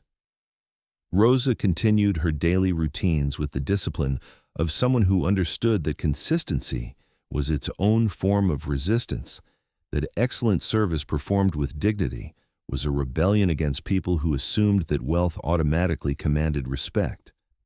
But she was also preparing emotionally for changes that felt increasingly inevitable, for confrontations that would require her to choose between financial security and personal integrity. The watch on her wrist marked each passing moment with the steady persistence of time itself, indifferent to human drama, but somehow connected to larger rhythms of justice that move slowly but inevitably toward resolution. Rosa didn't know that her grandmother's simple timepiece would soon become the center of revelations that would transform her relationship with the Clayton family, that Harold's cruel words would ultimately lead to understanding rather than permanent division. But time has its own wisdom, and Rosa's grandmother had always believed that patience was rewarded, that dignity maintained under pressure would eventually be recognized, that love offered without expectation of return would sometimes return magnified beyond imagination. The watch ticked on, measuring moments that moved steadily toward truth, toward healing, toward the kind of justice that emerges naturally when people finally learn to see each other as fully human, regardless of the clothes they wear, the houses they live in, or the watches they inherit from grandmothers who understood that time is precious because it's limited, and love is valuable because it's freely given. December arrived like an unwelcome relative, bringing with it the forced cheerfulness of holiday decorations in a house that had forgotten how to celebrate anything genuinely. Mrs. Peterson had efficiently arranged for the mansion's traditional Christmas transformation, a 12-foot Norway spruce in the main hall, professionally decorated with ornaments that cost more individually than Rosa earned in a day. Garlands draped along the marble staircases with mathematical precision, Lights strung outside the mansion until it glowed like an expensive jewelry box against the Pacific Heights darkness. But Christmas decorations couldn't disguise the emotional poverty that pervaded the Clayton household. The tree stood in elegant isolation, surrounded by presents that had been purchased by personal shoppers rather than chosen with love, wrapped in paper that cost more than most families spent on gifts themselves. The whole display felt like a stage set for a play that no one wanted to perform, beautiful and empty, and somehow deeply sad. Rosa understood the particular melancholy of wealthy Christmas celebrations better than most people. She had worked for rich families during the holidays before, had seen how money could transform sacred seasons into elaborate displays of consumption rather than connection. The Clayton Christmas would be perfect in every measurable way and meaningless in every way that actually mattered. Harold threw himself into holiday preparations with the same manic energy he applied to business deals, as if perfect execution could somehow create genuine emotion. He commissioned elaborate catering for parties they would host because tradition demanded it, ordered expensive wines that would be consumed by guests who came out of social obligation rather than friendship, arranged for holiday bonuses for staff that were generous enough to feel like guilt payments rather than genuine appreciation. Rosa, Harold would say during these pre-holiday planning sessions, his voice carrying the sharp efficiency of someone organizing business meetings rather than family celebrations. Make sure the guest bathrooms have the good towels. And I want fresh flowers in every room, something festive but not overpowering. These instructions were delivered without eye contact, as if Rosa were a particularly sophisticated home automation system rather than a human being who had been observing his family's Christmas traditions for 7 years. Harold's inability to see her as anything more than a service provider had become more pronounced since his cruel comments about her watch, as if acknowledging her humanity would require acknowledging his own behavior. But Rosa continued to execute his requests with the same meticulous care she applied to all her work, understanding that professionalism was its own form of dignity. She arranged flowers that would go largely unnoticed, cleaned bathrooms that would be used by guests who would never think to appreciate the invisible labor that maintained such perfection, prepared spaces for celebrations that would satisfy everyone's surface expectations while leaving everyone's deeper needs completely unmet. Liam's response to the holiday preparations was particularly heartbreaking. At 10, he was old enough to remember Christmas when his mother was alive, when the house had been filled with genuine warmth rather than expensive emptiness. He moved through the elaborately decorated rooms like a small ghost, touching ornaments with careful fingers, as if trying to find some connection to happier memories. "Miss Rosa," Liam would whisper when they were alone together, "do you think Mom can see our Christmas tree? Do you think she likes it?" Rosa's heart broke for this child, who was trying to maintain connection with his dead mother through holiday traditions that his family was performing rather than experiencing. "I think your mama sees everything about you, mijo," Rosa would reply gently. "And I think what makes her happiest is seeing how kind and thoughtful you are, not how expensive the decorations are." These conversations with Liam were becoming more intimate and more frequent, a development that worried Rosa professionally, even as it filled her with maternal tenderness. She was becoming his primary source of emotional stability, not because she had chosen that role, but because no one else in his family was available to provide it. The responsibility felt heavy in ways that transcended her job description. Elena approached the holidays with the same controlled anxiety she brought to everything else in her life.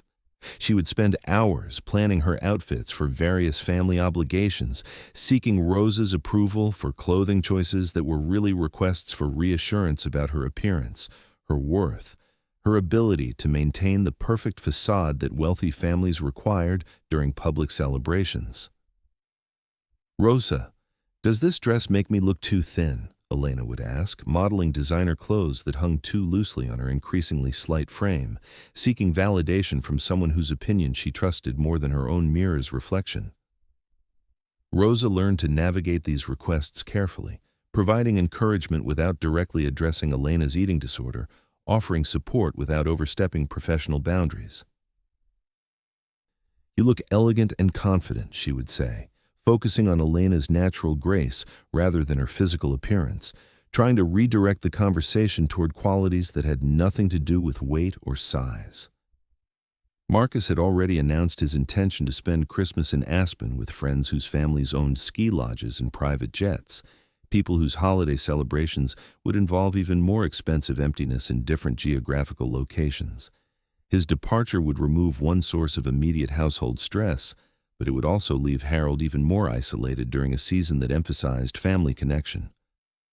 Rosa observed these holiday preparations with the mixed emotions of someone who had spent decades serving other people's celebrations while her own remained simple and small. Her Christmas would be quiet, a phone call with Maria and the grandchildren, Mass at the parish church in the Mission where she had worshipped since arriving in San Francisco, maybe dinner with Jorge and his family if his schedule permitted. But Rosa's modest Christmas would be filled with genuine warmth that the Claytons' elaborate celebration would lack entirely. She would give and receive gifts chosen with love rather than purchased with abundance, would share meals that connected her to community rather than isolating her behind expensive displays of consumption. The irony wasn't lost on Rosa. She couldn't afford the ornaments on the Clayton Christmas tree, but she possessed the joy and connection that their expensive celebration would fail to create. Money could buy perfect decorations, but not genuine emotion. Could purchase elaborate presentations, but not authentic relationships. Could ensure surface beauty while leaving spiritual emptiness untouched. As December progressed, Rosa noticed that her own presence was becoming more essential to the household's emotional functioning. With Marcus planning to be absent and Harold increasingly distant as the anniversary of Catherine's death approached, Elena and Liam were depending on Rosa's stability more than ever. She had become the family's emotional center, not because anyone had asked her to assume that role, but because she was the only adult consistently available to provide the care and attention that grieving children required. This increased dependence created complicated feelings for Rosa. She cared deeply about Elena and Liam, wanted to provide whatever comfort and support she could during their most difficult season. But she also recognized that her emotional labor was being taken for granted, that her availability was being assumed without acknowledgement, that she was providing family-level care while being treated as hired staff. The silver watch on her wrist continued its steady ticking, marking time that moved forward through holiday preparations that felt more like endurance tests than celebrations. Rosa wore it with increasing awareness of how it connected her to her grandmother's wisdom about surviving difficult circumstances with dignity intact. Her grandmother had worked as a cook for wealthy families during the Depression, had prepared elaborate holiday meals for people who never thanked her publicly, had maintained grace under conditions that would have broken lesser spirits. The stories Rosa remembered weren't about resentment or bitterness, but about finding strength in service itself, about understanding that dignity came from within rather than from external recognition.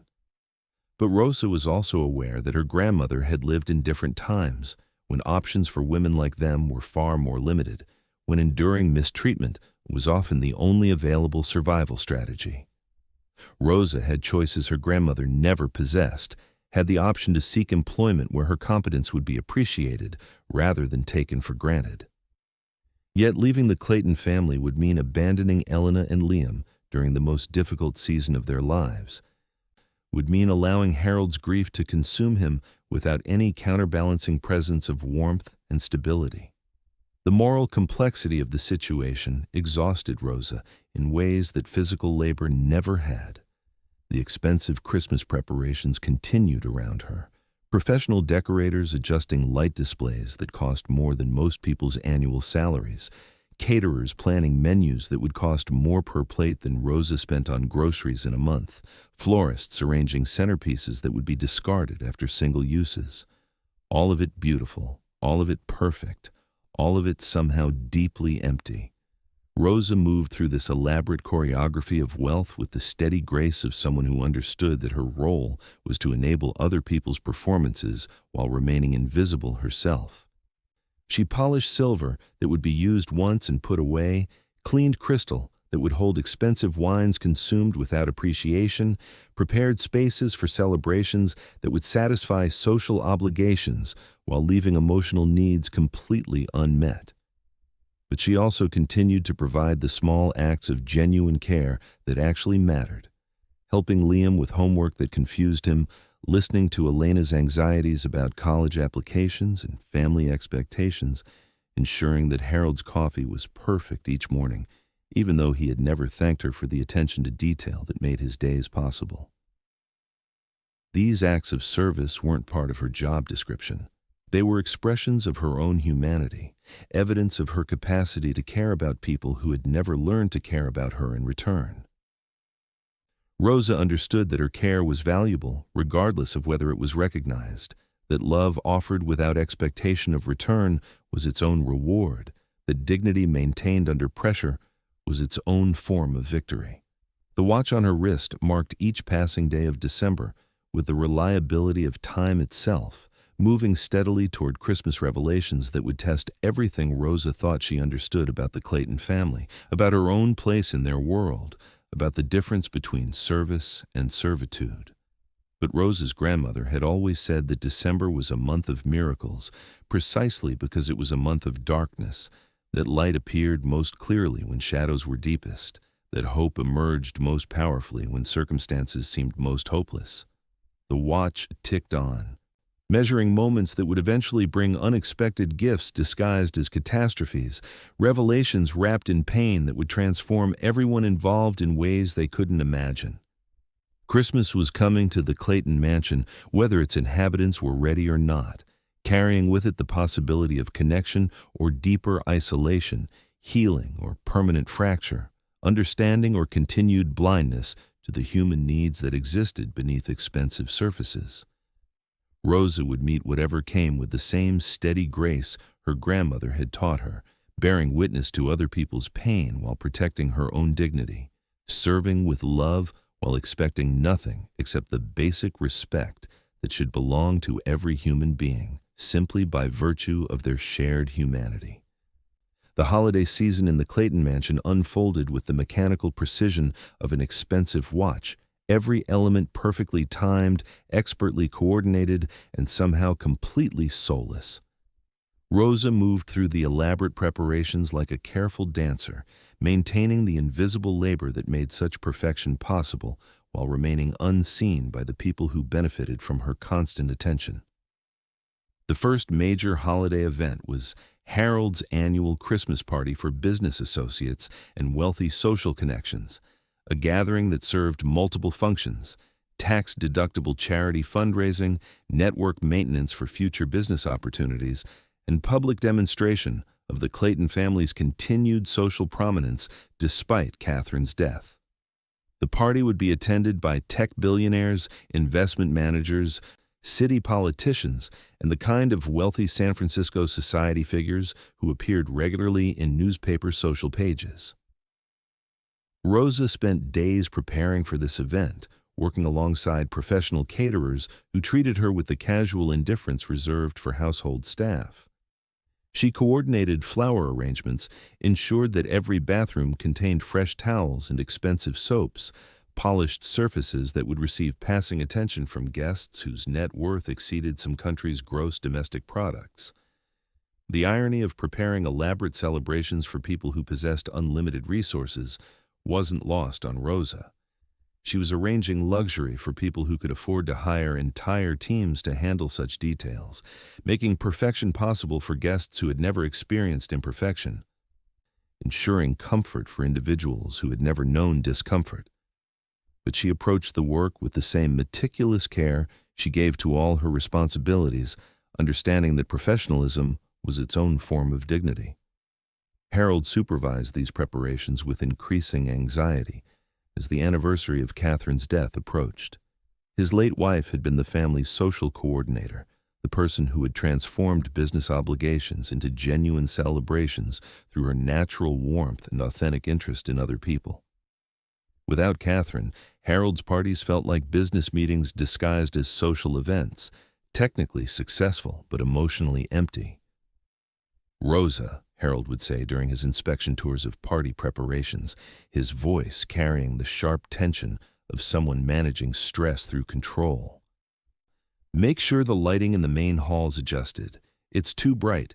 People will look washed out in photographs." Harold's concern about lighting revealed the extent to which he had lost touch with what made gatherings memorable and meaningful.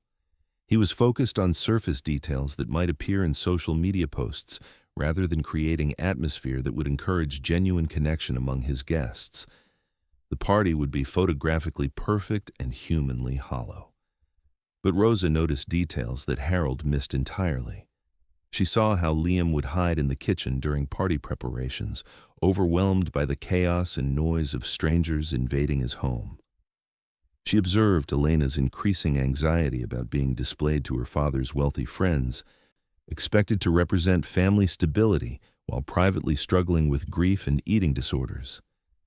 She witnessed Marcus's contempt for his father's social obligations, his intention to disappear before guests arrived and reappear only after they departed. These observations reminded Rosa that wealth couldn't purchase family harmony, that expensive parties couldn't create genuine relationships, that performance of success was exhausting for everyone involved. The Clayton children were being required to participate in elaborate demonstrations of their family's social status while receiving no emotional support for the grief and confusion that made such performances particularly painful.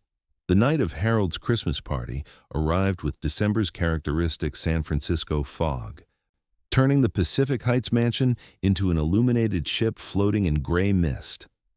Professional valets handled luxury cars worth more than most people's houses, delivering guests who represented the pinnacle of Bay Area wealth and influence to an evening that would cost more than Rosa earned in several months. Rosa worked behind the scenes, ensuring that invisible systems functioned perfectly while remaining invisible herself.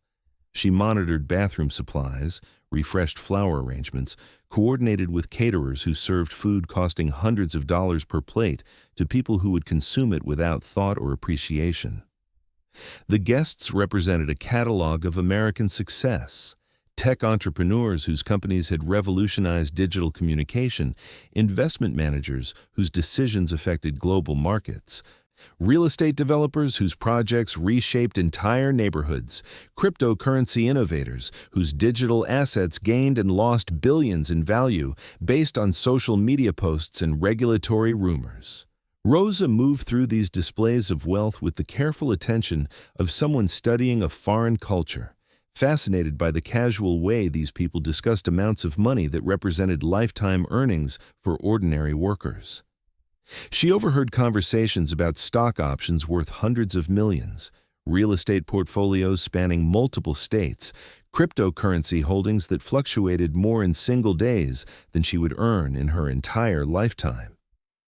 But Rosa also observed what money couldn't purchase: genuine warmth between people who viewed each other as networking opportunities rather than friends, authentic conversation among individuals who had learned to perform success rather than experience satisfaction, real connection between human beings who had become accustomed to relationships based on mutual financial benefit rather than mutual affection.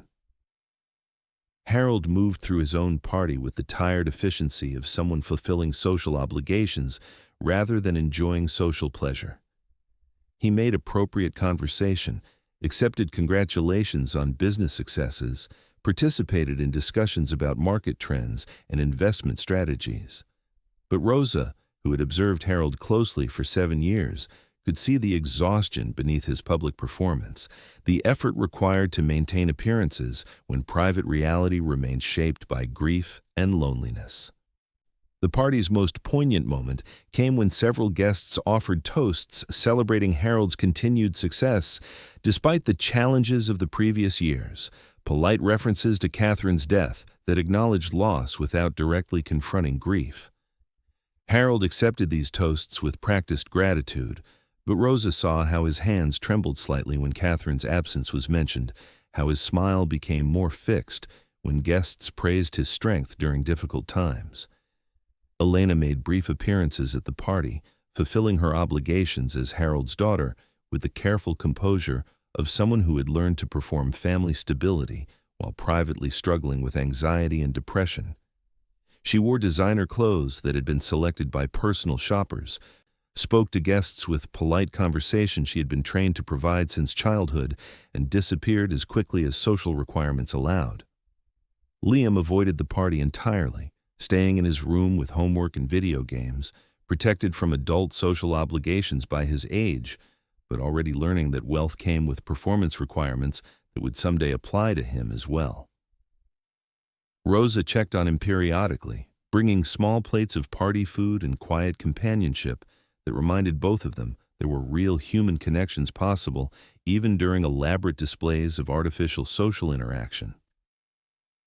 As the evening progressed, Rosa began to understand that Harold's Christmas party was really a memorial service for Catherine, a way of demonstrating to San Francisco society that the Clayton family remained socially viable despite losing the person who had made their social connections genuine rather than purely transactional.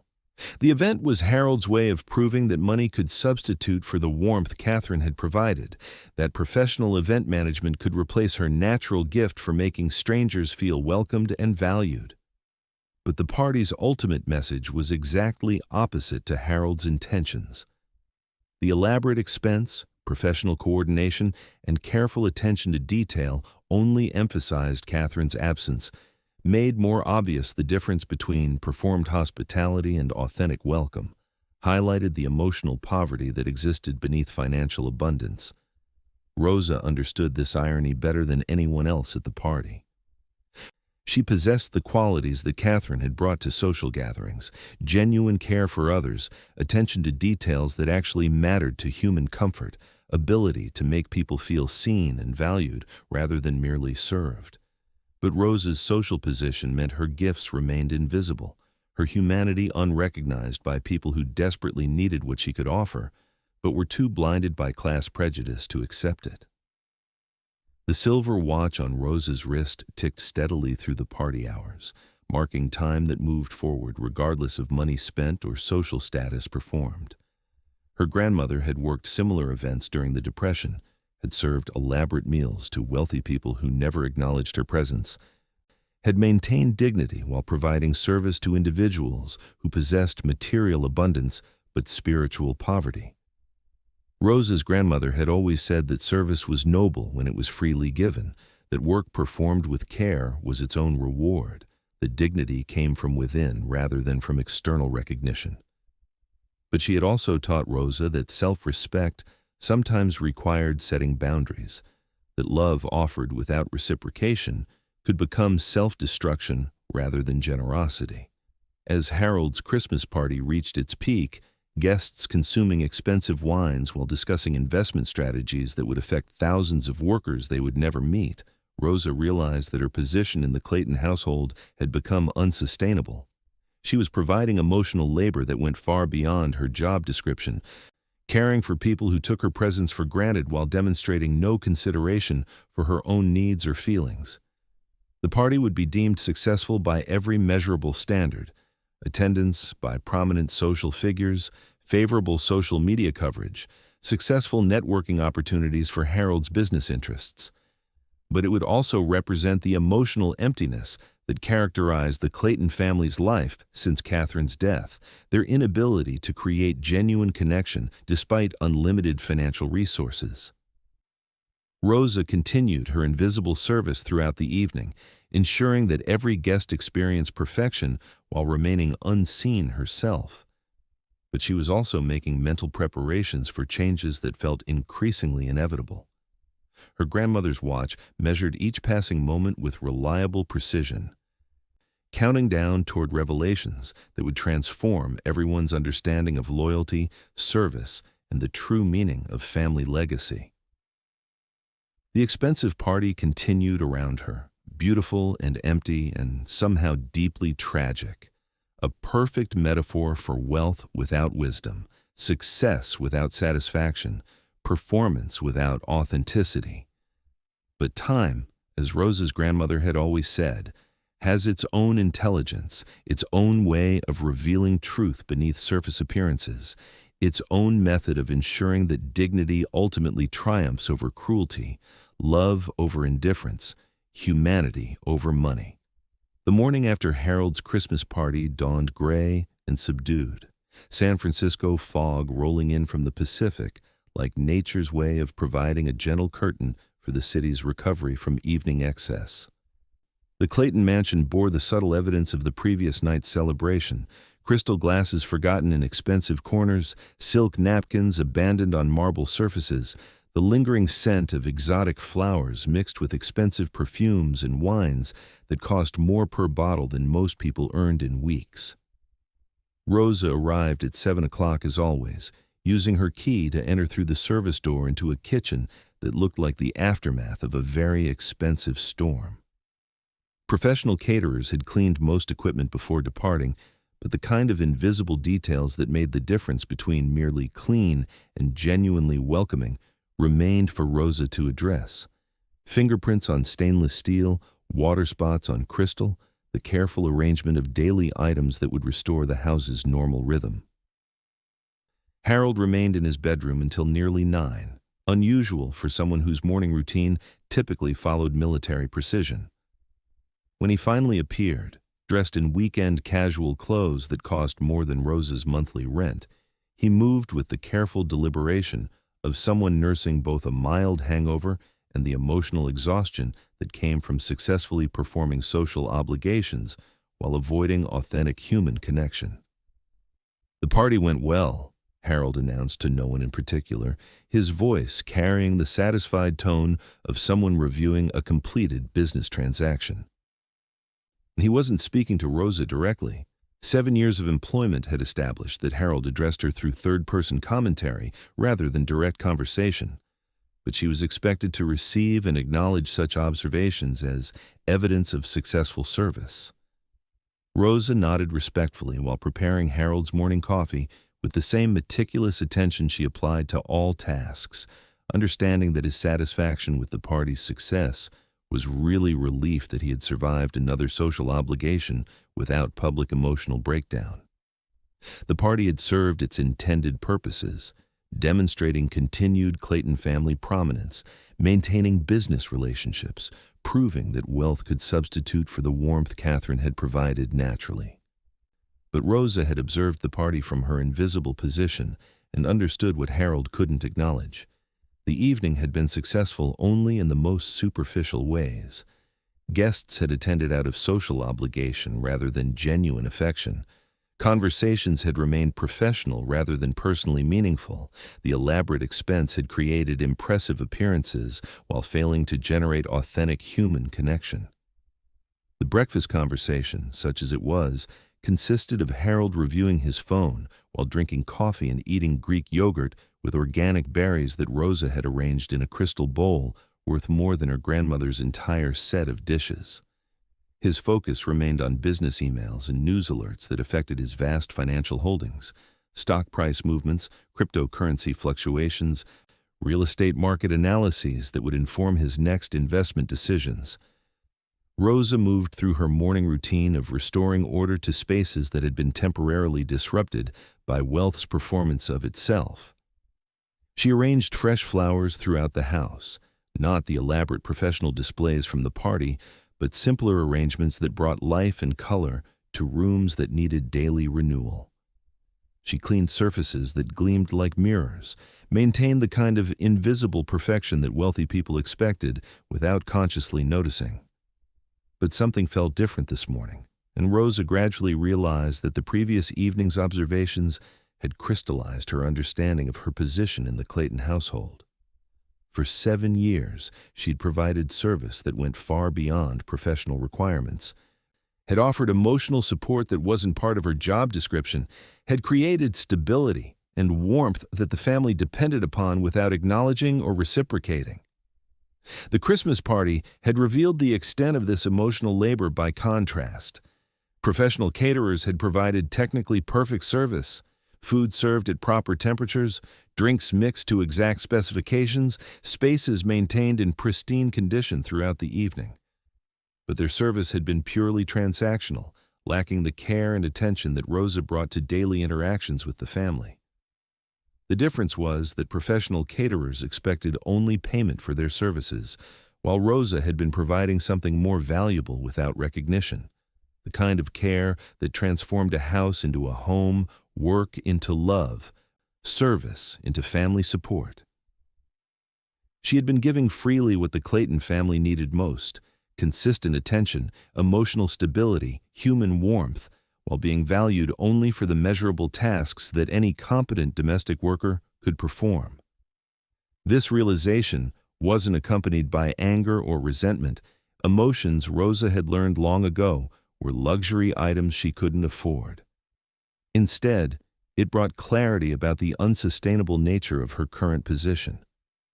She was emotionally invested in people who remained emotionally unavailable to her, providing care to individuals who took her presence for granted while demonstrating no consideration for her own needs or dignity.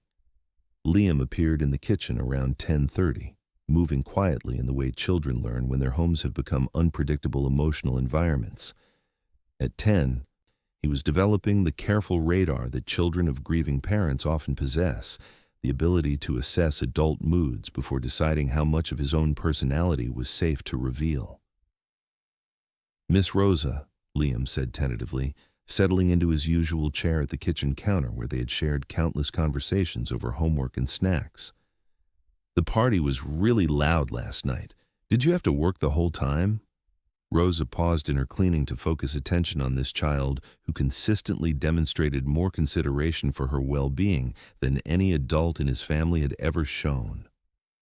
Liam's question revealed not just curiosity about her evening, but awareness that parties which represented social success for his family represented additional work for the people who served them. "I did work during the party," Rosa replied gently.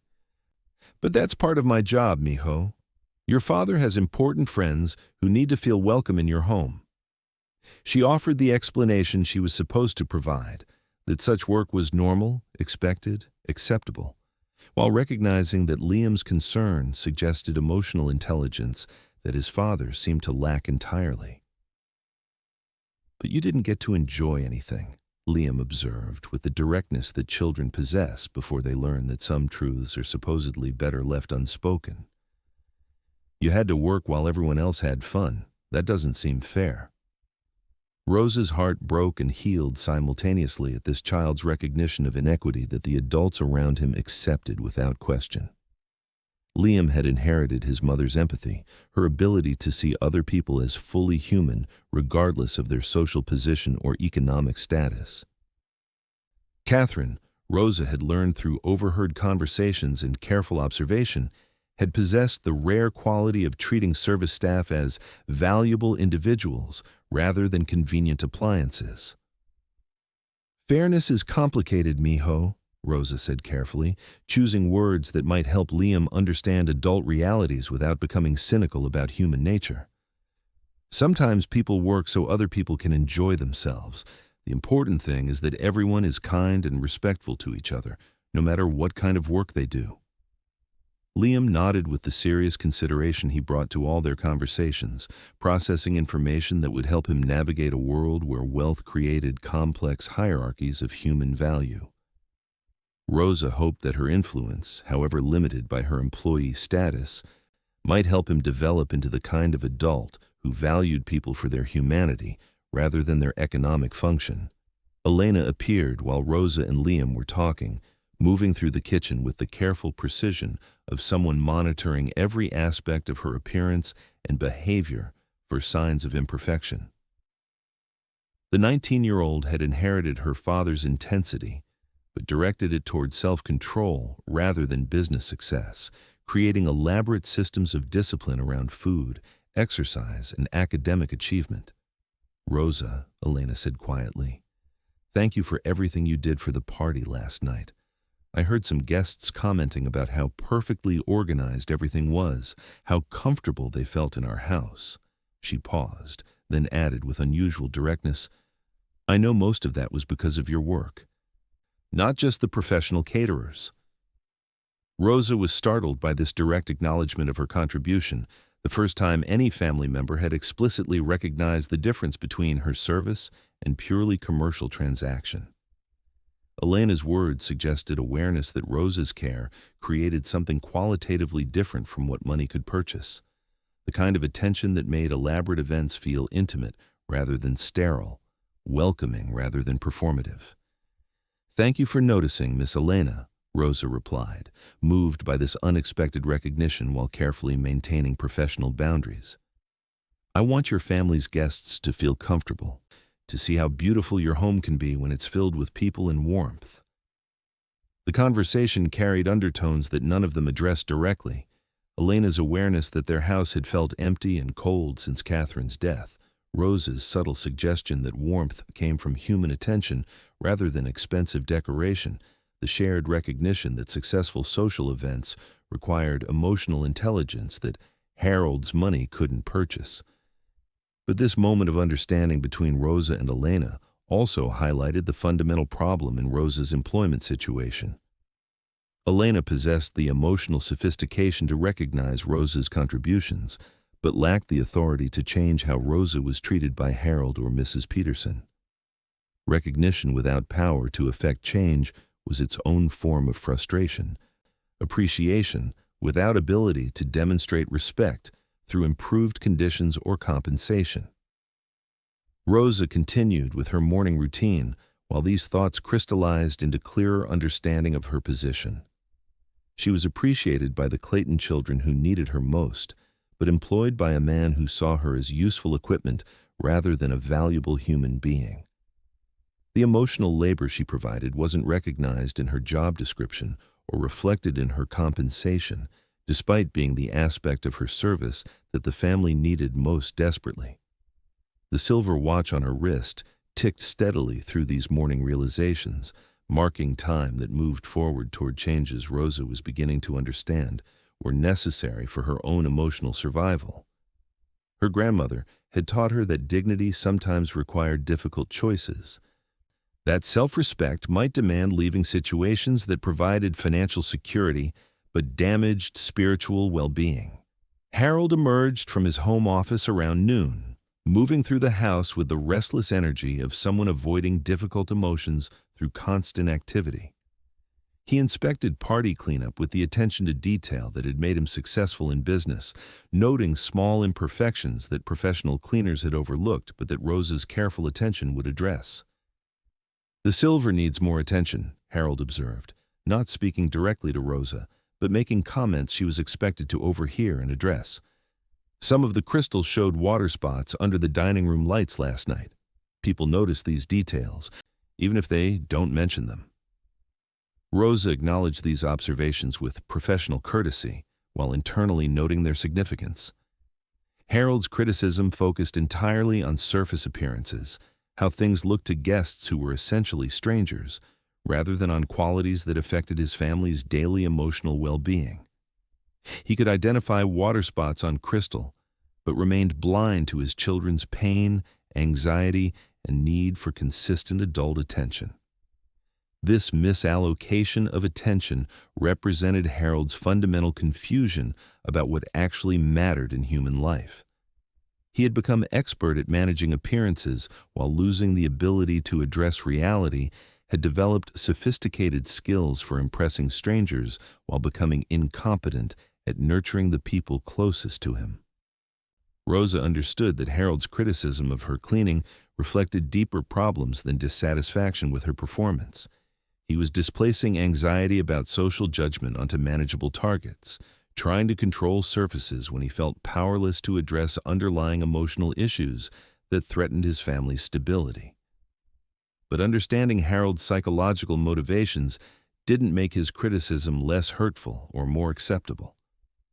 Rosa had worked meticulously to ensure that every detail met his exacting standards, had provided service that went far beyond professional requirements, had created the kind of invisible perfection that allowed Harold to focus on business concerns rather than household management. His response was to identify minor imperfections that reflected normal wear rather than inadequate service. The morning after the Christmas party became a microcosm of Rosa's entire experience in the Clayton household, providing excellent service while receiving minimal recognition, caring for people who took her attention for granted while offering no reciprocal concern for her well-being, maintaining professional excellence while being treated as sophisticated household equipment rather than a valuable human being. Rosa's grandmother's watch continued its reliable ticking, measuring moments that were accumulating toward changes that would test everyone's understanding of loyalty, service, and the true meaning of respect. The party had revealed truths about the Clayton family's emotional limitations that could no longer be ignored, had demonstrated the extent to which Rosa's care was essential but invisible, valued but not acknowledged. Time was moving forward toward revelations that would transform Rosa's relationship with the Clayton family, would force Harold to confront the difference between owning people's labor and earning their loyalty, would ultimately reveal that dignity couldn't be purchased or commanded, but only recognized and reciprocated by people wise enough to understand that human value transcended economic function. But for now, Rosa continued her invisible service, polishing silver that gleamed like mirrors, arranging fresh flowers that brought life to expensive emptiness, preparing meals that nourished bodies while souls remained hungry for the kind of attention that money couldn't buy and cruelty couldn't command. The watch ticked on, marking time that moved steadily toward truth, toward justice, toward the kind of recognition that emerges when people finally learn to see past surface appearances to the humanity that exists in everyone, regardless of the clothes they wear, the houses they live in, or the watches they inherit from grandmothers who understood that love was the only wealth that actually mattered. January arrived in San Francisco with the particular melancholy of new beginnings, shadowed by old grief. For the Clayton family, January brought not just another year, but the 4th anniversary of Catherine's death, a milestone that transformed all holiday celebrations into prelude and made the new year feel like countdown rather than fresh start. The mansion seemed to absorb this seasonal depression, its marble halls growing colder, despite sophisticated heating systems that maintained perfect temperature while ignoring emotional climate. Rosa observed how differently each family member approached this difficult anniversary. Harold threw himself into business with manic intensity, scheduling meetings and conference calls that kept him away from the house where Catherine's absence felt most acute. His financial portfolio had continued its relentless growth, cryptocurrency holdings reaching new peaks, stock positions generating millions in capital gains, real estate investments appreciating faster than inflation. But wealth could not purchase what Harold needed most, the ability to grieve without feeling like failure, to miss his wife without believing that sustained sadness reflected inadequate strength. Marcus had returned from his Aspen holiday with a deeper tan and more expensive habits, his trust fund enabling lifestyle choices that would have consequences only for other people. At 22, he possessed his father's height and intelligence, but lacked the work ethic that had generated the Clayton fortune. His days were spent managing social media investments and cryptocurrency speculation, with the casual attention of someone playing video games with real money, making and losing amounts that represented Rosa's lifetime earnings, while Harold remained focused on larger mathematical abstractions. Elena struggled most visibly with the anniversary approach. Her eating disorder intensified during emotionally difficult periods, and Rosa noticed the increasingly elaborate rituals Elena created around food, exercise, and academic achievement, control mechanisms that provided the illusion of managing internal chaos that felt overwhelming and unpredictable. But it was 10-year-old Liam whose needs became most pressing as January deepened. He had been 4 when his mother died, old enough to remember her presence but too young to understand death's permanence. Now, at 10, he was beginning to grasp that Catherine would never return, that his family's sadness was not temporary condition, but permanent alteration of their landscape. Rosa found Liam in the kitchen most mornings before school, moving quietly through spaces that had once been Catherine's domain. The industrial-sized kitchen had been designed for entertainment, with professional appliances and marble surfaces that maintained perfect temperature and appearance. But Liam seemed drawn to its warmth, perhaps seeking connection to memories of his mother preparing special meals or helping with homework at the large central island. "Miss Rosa," Liam would say tentatively, settling into the chair where he had shared thousands of conversations with her over the previous 7 years. "Do you remember your grandma who gave you that watch?"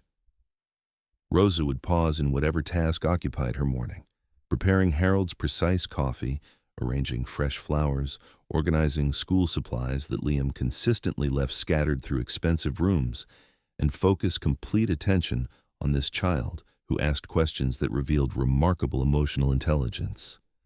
"I remember her very clearly, mijo," Rosa would reply, unconsciously touching the silver watch that had begun to feel heavier during recent weeks. Weighted not with physical mass but with symbolic significance that Harold's cruelty had transformed from comfort to complexity. "She was very wise, very strong. She taught me that love doesn't disappear when people die. It changes form, but it never goes away." These conversations had become precious to both Rosa and Liam, moments of authentic connection in a household where genuine emotion was increasingly rare. Rosa understood that Liam needed adult attention that his own family couldn't provide, needed someone who would answer difficult questions honestly rather than deflect them with reassurances that felt false. But Rosa also recognized the dangerous emotional territory she was navigating. Liam was not her child, and providing maternal comfort that his father should offer was professionally risky and personally unsustainable. She was becoming Liam's primary source of emotional stability, not because she had chosen that role, but because Harold's grief had made him unavailable for consistently meeting his children's needs. The complexity of Rosa's position became more evident as January progressed toward Catherine's death anniversary. She was expected to maintain household perfection while also providing emotional support that went far beyond her job description, creating stability for people who offered no reciprocal concern for her own well-being or professional security. Mrs. Peterson observed these dynamics with sharp attention, recognizing opportunity in Rosa's increased emotional involvement with the Clayton children.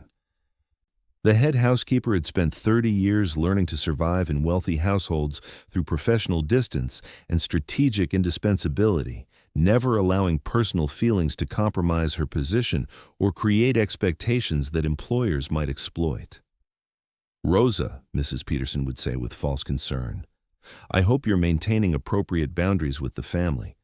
Wealthy people can be very demanding if they sense that staff members are emotionally available beyond professional requirements." Rosa understood that Mrs. Peterson's advice contained both genuine warning and subtle threat. The older woman was suggesting that Rosa's care for the Clayton children might be perceived as inappropriate overreach, that Harold might decide Rosa was becoming too influential in areas beyond her assigned responsibilities.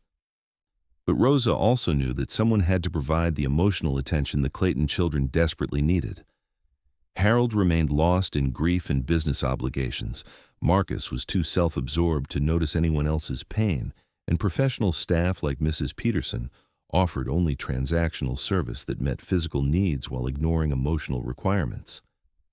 The monthly bills for the Clayton household provided perspective on the family's spending that contrasted sharply with Rosa's own financial reality. She organized these invoices for Harold's review, $15,000 for weekly flower deliveries that brought beauty to rooms where no one lingered, $8,000 monthly for organic groceries that went largely uneaten, $12,000 for pool maintenance at a facility that hadn't been used since Catherine's death, $20,000 for landscaping that maintained perfect outdoor appearances for a family that rarely spent time outside. Rosa's annual salary was less than the Clayton family spent on flowers in 3 months, less than they paid for maintaining unused swimming pool, less than Harold spent on business lunches that served networking functions rather than nutritional needs. The mathematics of inequality were stark but not unfamiliar.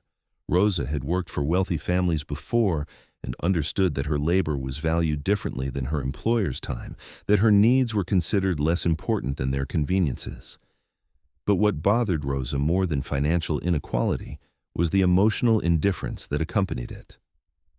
Harold could discuss stock market fluctuations that represented Rosa's lifetime earnings while remaining unable to hold meaningful conversation with his 10-year-old son, could make investment decisions affecting thousands of workers while ignoring the emotional labor Rosa provided that held his own household together. The silver watch on Rosa's wrist continued marking time that moved forward regardless of grief, confusion, or the peculiar loneliness that came from being essential but invisible, needed but not valued. Rosa's grandmother had worn this same watch through the Depression, through multiple family crises, through decades of providing service to people who possessed material abundance but spiritual poverty.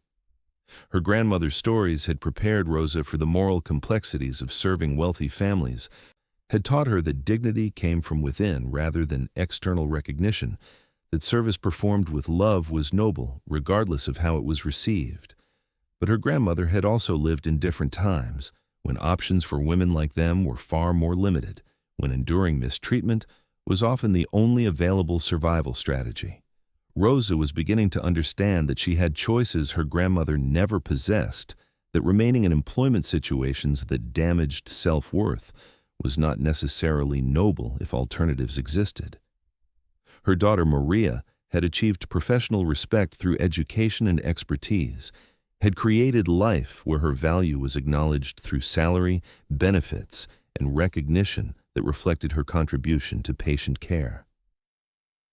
The question Rosa faced was whether continuing to serve the Clayton family represented admirable loyalty or destructive self-sacrifice, whether her care for Elena and Liam justified accepting Harold's indifference and Mrs. Peterson's manipulation, whether love offered without reciprocation was generosity or self-destructive pattern that needed to change. As Catherine's death anniversary approached, Rosa observed how each family member prepared for this difficult milestone in characteristic ways that revealed their individual responses to loss and healing. Harold increased his work schedule to exhausting levels. Elena intensified her control over food and exercise. Marcus planned another expensive vacation that would allow him to avoid family obligations entirely. But Liam approached the anniversary with questions that revealed remarkable emotional sophistication for a 10-year-old, seeking understanding rather than avoidance, connection rather than distraction. He had begun asking Rosa about death and memory, about whether love continued after physical presence ended, about how to maintain relationship with someone who couldn't respond with words or gestures. "Miss Rosa," Liam said one gray January morning while Rosa prepared breakfast that Harold would consume mechanically while reviewing market reports, "if someone dies, do they still care about what happens to the people they love?" Rosa stopped arranging organic berries in expensive crystal bowls and gave Liam the complete attention his question deserved.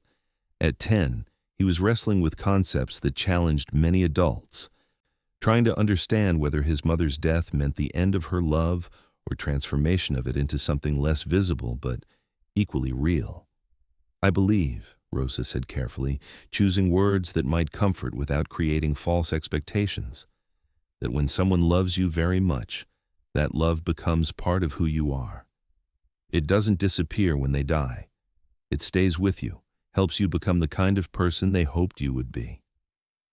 Liam considered this explanation with the seriousness he brought to all their conversations, processing information that would help him navigate grief that had no timeline or predictable stages.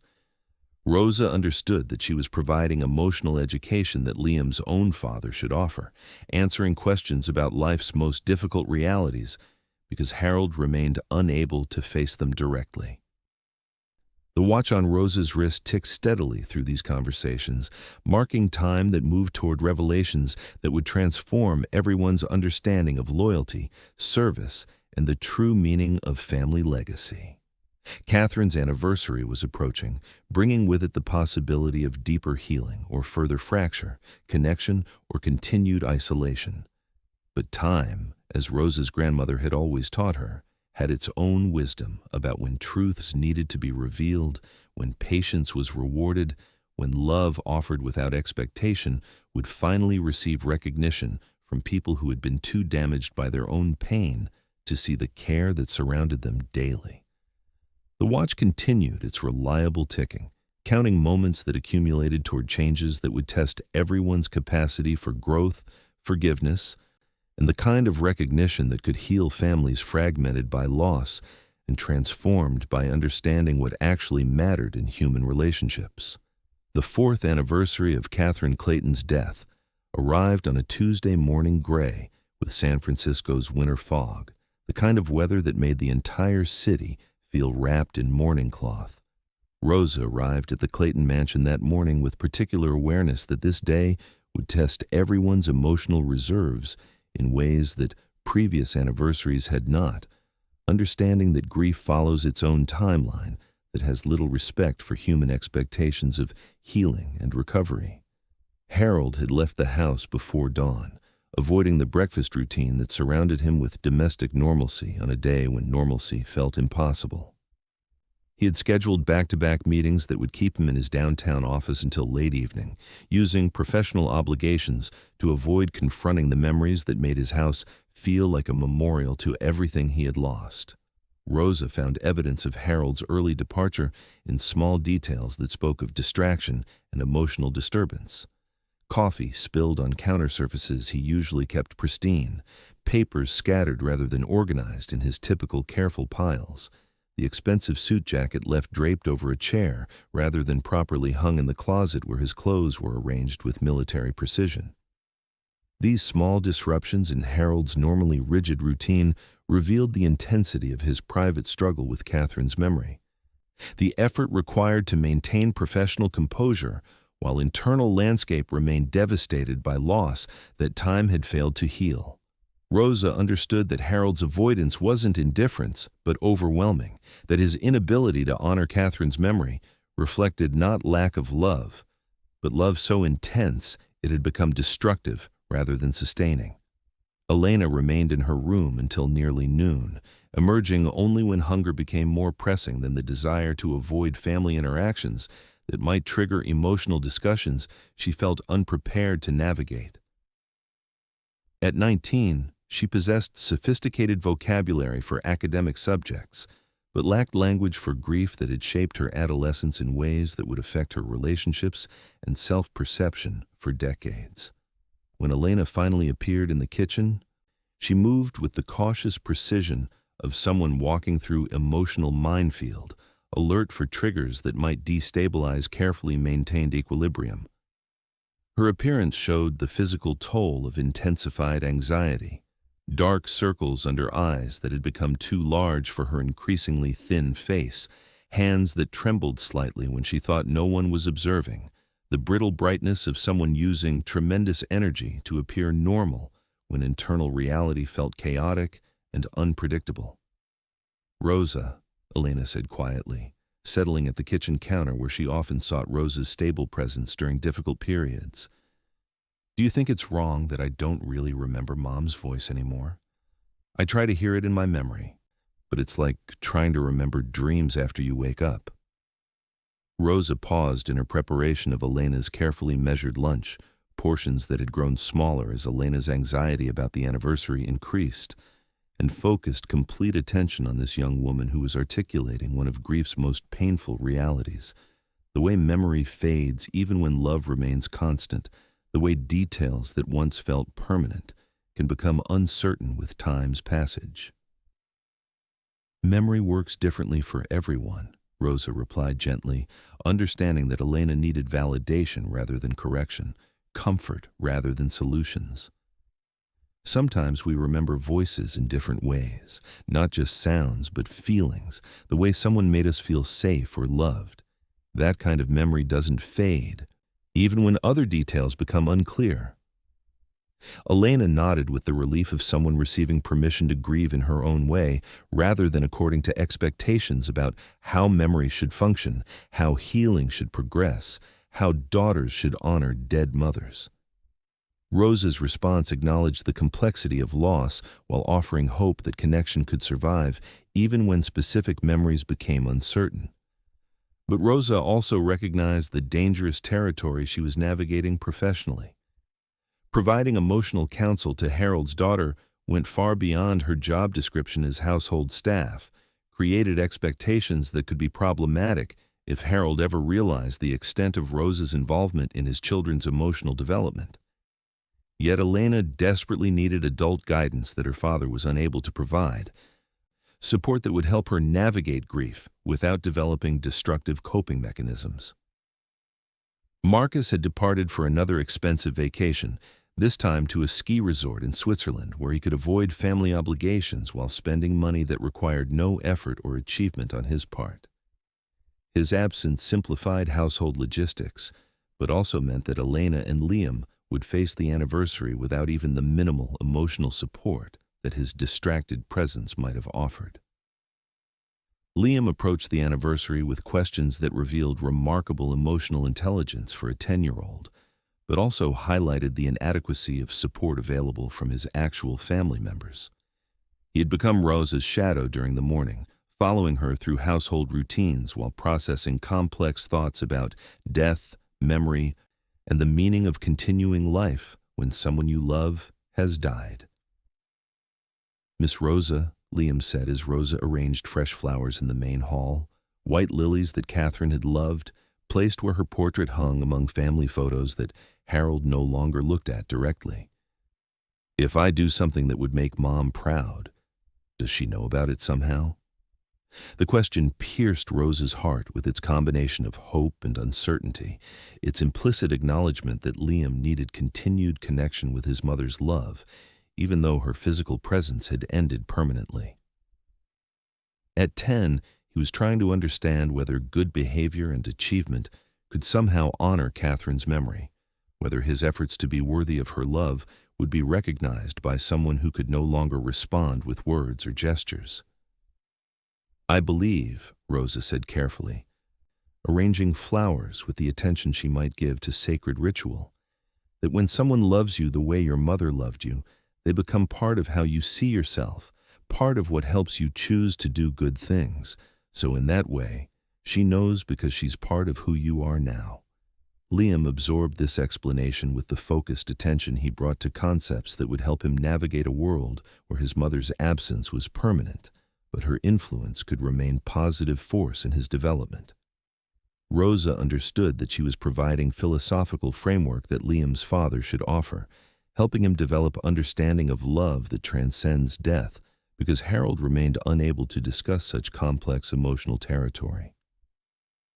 The morning progressed with careful attention to details that might honor Catherine's memory without overwhelming family members who were already struggling with grief that had no clear resolution or timeline. Rosa had learned through 7 years of observing this family that Catherine's anniversary required delicate balance, acknowledgement that respected her importance without emphasizing loss in ways that increased rather than eased emotional pain.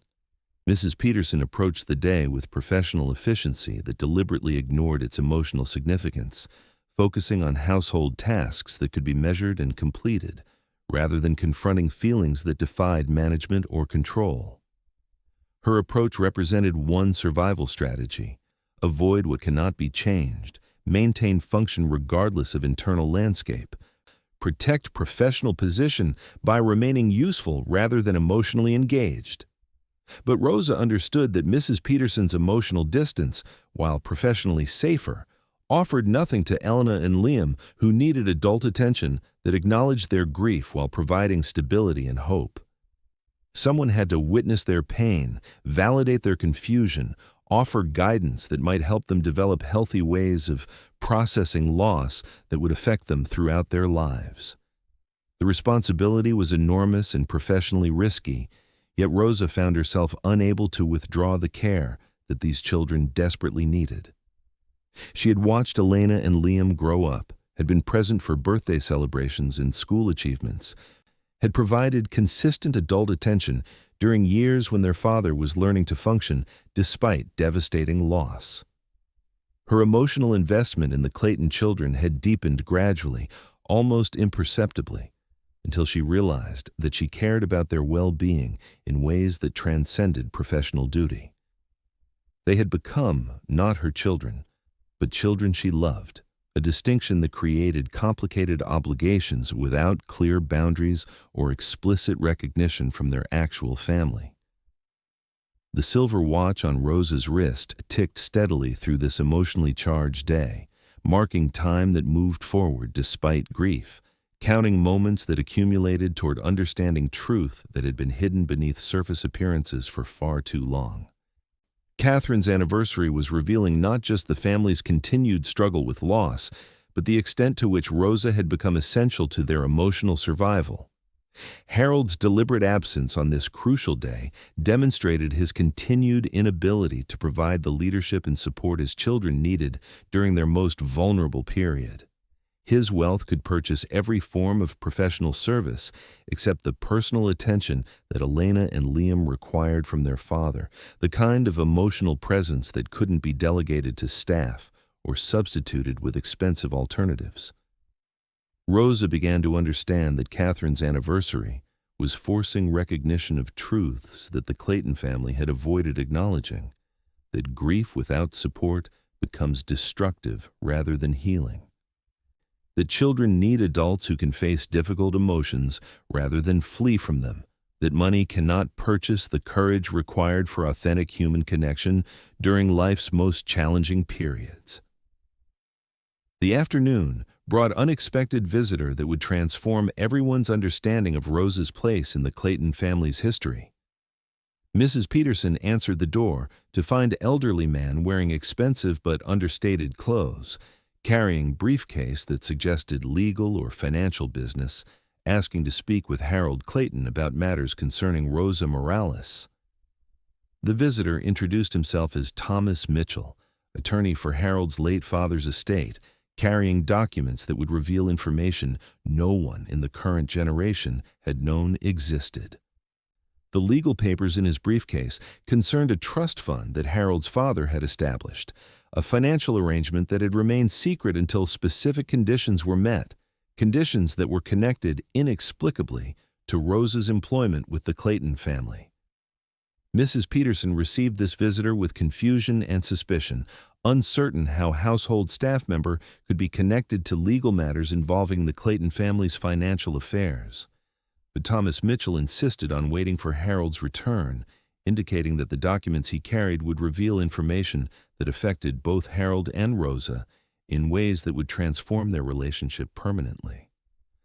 The watch on Rosa's wrist continued its steady ticking, marking moments that moved toward revelation that had been predetermined years before Harold's cruel words about her grandmother's timepiece, before Rosa had even begun working for the Clayton family, before anyone understood the deeper connections that linked their past to the present in ways that would soon change everything.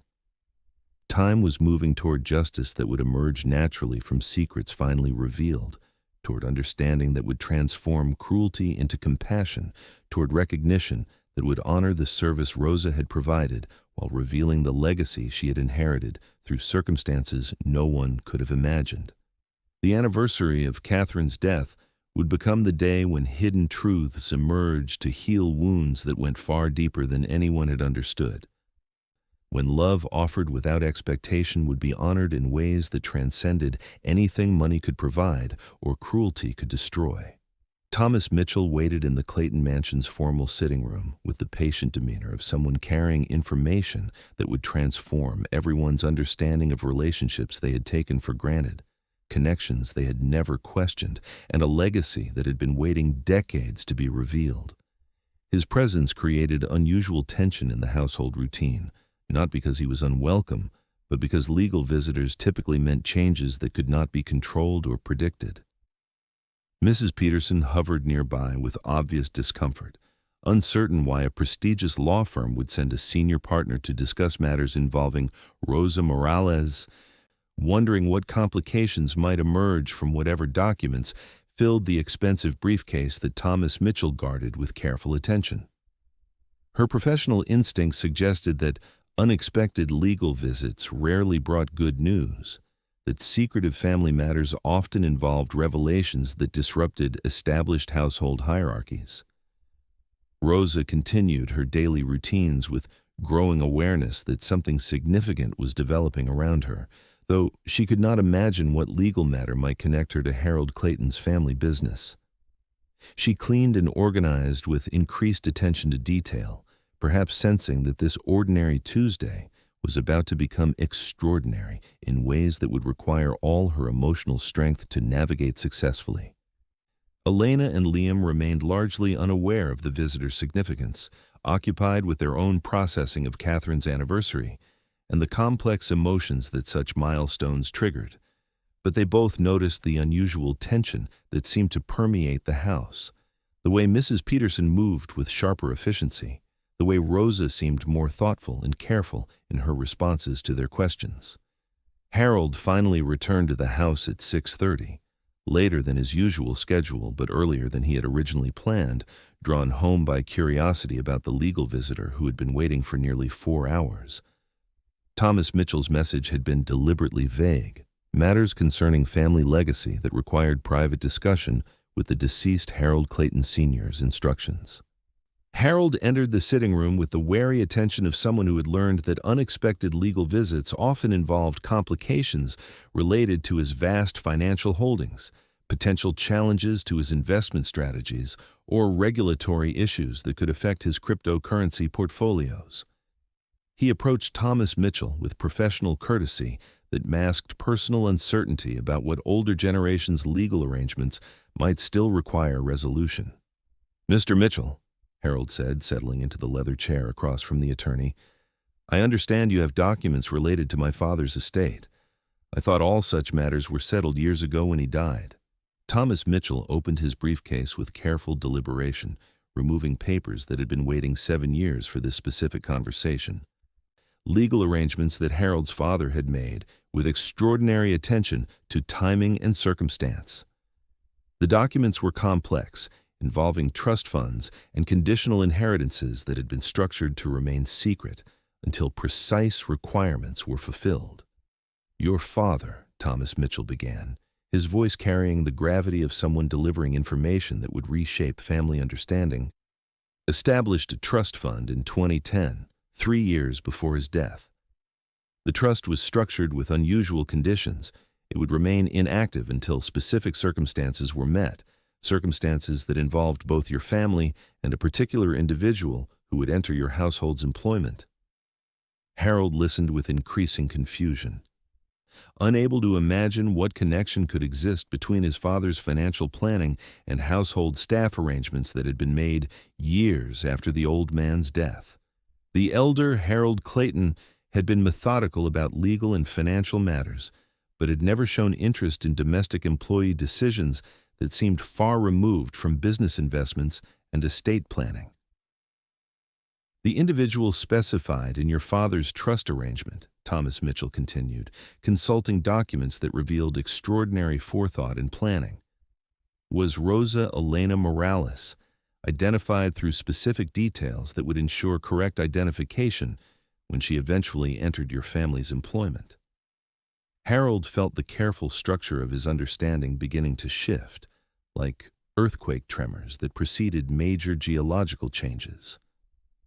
Rosa's employment had seemed coincidental, the result of practical necessity when previous household staff had proven inadequate.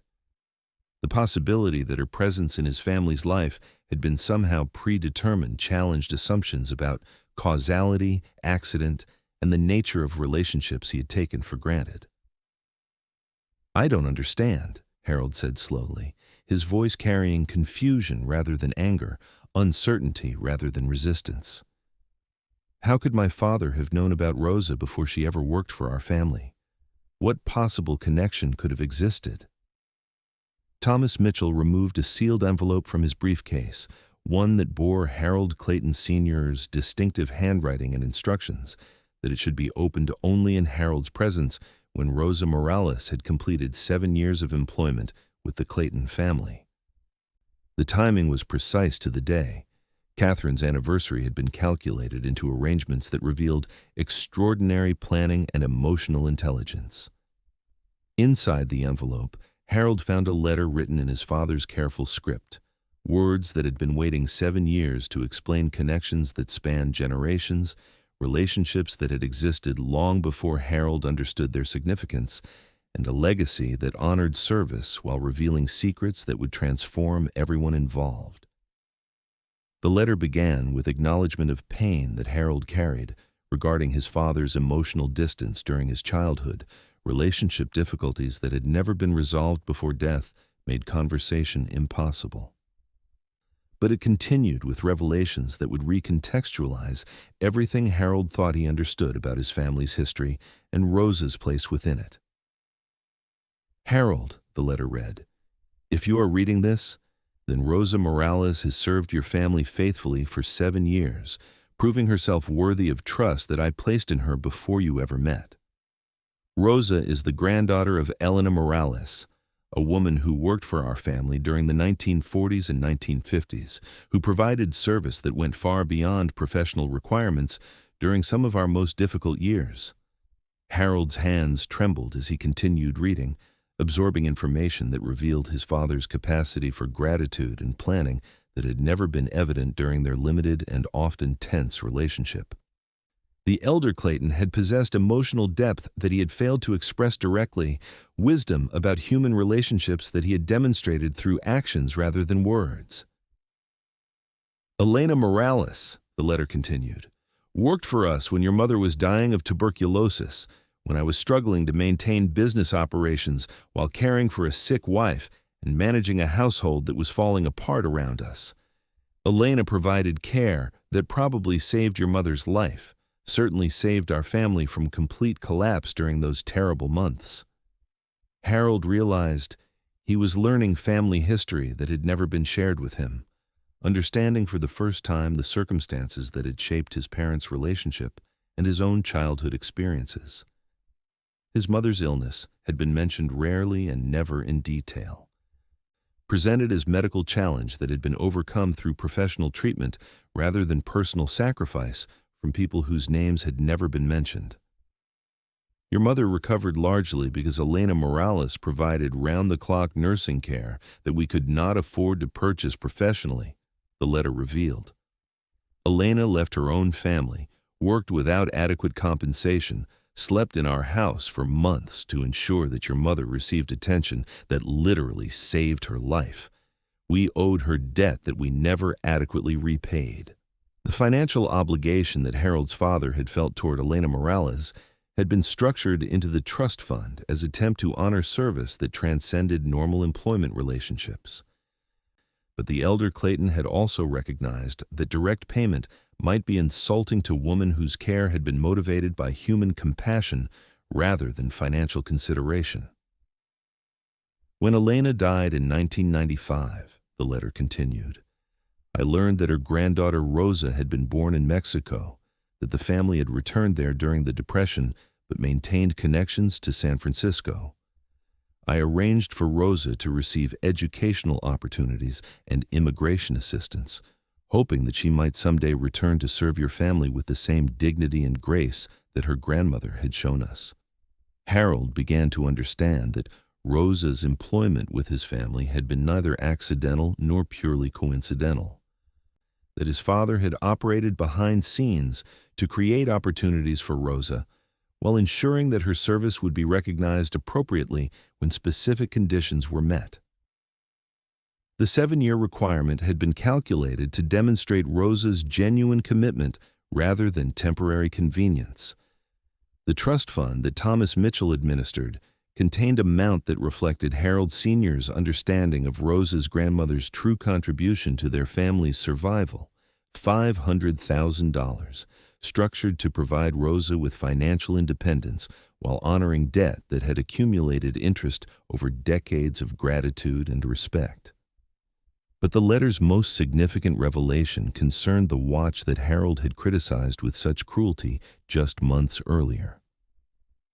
The simple silver timepiece that Rosa wore daily had belonged to her grandmother Elena, had been worn during those difficult months when she had cared for Harold's dying mother, had timed medications and vigils that had saved a life and preserved a family. The watch Rosa wears, Harold Sr.'s letter explained, belonged to Elena Morales, who used it to time your mother's medications, to schedule care that required precision and dedication that went far beyond professional duty. I gave Elena that watch as token of my gratitude, asked her to remember that time spent in service to others was the most valuable time anyone could offer. Harold stared at the letter with understanding that transformed his cruelty toward Rosa into something far worse than simple rudeness. It had been an attack on symbol of service that had literally saved his mother's life, dismissal of legacy that connected his family's survival to Rosa's grandmother's sacrifice, casual destruction of dignity that belonged to people who had served his family with love rather than mere professional competence. The room seemed to shift around Harold as he absorbed implications of his father's revelations, understanding that Rosa's presence in his household represented continuation of relationship that spanned generations, that her service echoed her grandmother's care in ways that created moral obligations he had never recognized. Every day for 7 years, he had been receiving gift that honored his family's debt to Rosa's family, legacy that he had been too blind to recognize or appreciate. Thomas Mitchell waited patiently while Harold processed information that would require weeks or months to fully understand, revelations that transformed his relationship with Rosa from employer-employee transaction into something far more complex and morally significant. The trust fund was only financial expression of deeper truth about interdependence, service, and the ways that love offered by one generation could be honored by arrangements made for the next. Outside, San Francisco fog was lifting, winter sun breaking through gray clouds to illuminate the Clayton mansion with late afternoon light that made expensive surfaces gleam like promises being fulfilled. Catherine's death anniversary was becoming day of revelation rather than merely memorial, time when hidden truths emerged to transform understanding and create possibility for healing that had seemed impossible just hours before. Harold's silver watch, the expensive Patek Philippe inherited from his father, ticked steadily against his wrist as he realized that time had been working toward this moment of recognition, that Rosa's simple timepiece carried history that made it more valuable than anything money could purchase, that service offered without expectation had been honored in ways that represented love rather than obligation. The letter concluded with instructions that would transform Harold's relationship with Rosa from employment to something approaching family connection, arrangements that would honor both women's service while creating foundation for understanding that could heal wounds that had been festering beneath surface appearances for far too long. Harold finished reading his father's letter with hands that trembled not from weakness, but from the emotional earthquake that was reshaping his understanding of everything he had taken for granted. The document revealed not just financial arrangements, but moral complexity that transformed Rosa's presence in his household from convenient service to sacred legacy, from business transaction to family obligation that transcended normal employer-employee relationships. Thomas Mitchell waited respectfully while Harold absorbed revelations that challenged fundamental assumptions about accident and intention, about his father's emotional capacity, about the true nature of Rosa's connection to the Clayton family. The attorney had delivered similar information to other families, but rarely had he witnessed such dramatic transformation of understanding, such complete recontextualization of relationships that had seemed simple but were revealed to be profoundly complex. "Mr. Mitchell," Harold said finally, his voice carrying confusion and something approaching awe. "How long were these arrangements in place? How long has my father been orchestrating Rosa's presence in our lives?" Thomas Mitchell consulted documents that revealed extraordinary planning and patience, arrangements that had been structured to unfold naturally over years rather than creating artificial or forced connections. Harold Sr. had understood that genuine relationship required time to develop, that Rosa would need to prove herself through service rather than receiving recognition based solely on her grandmother's legacy. "Your father began making inquiries about Rosa's education and immigration status in 1998. the attorney replied. 5 years after Elena Morales died, 15 years before your father's own death. He provided scholarship funding for her English classes, immigration legal assistance, and vocational training that prepared her for household management positions.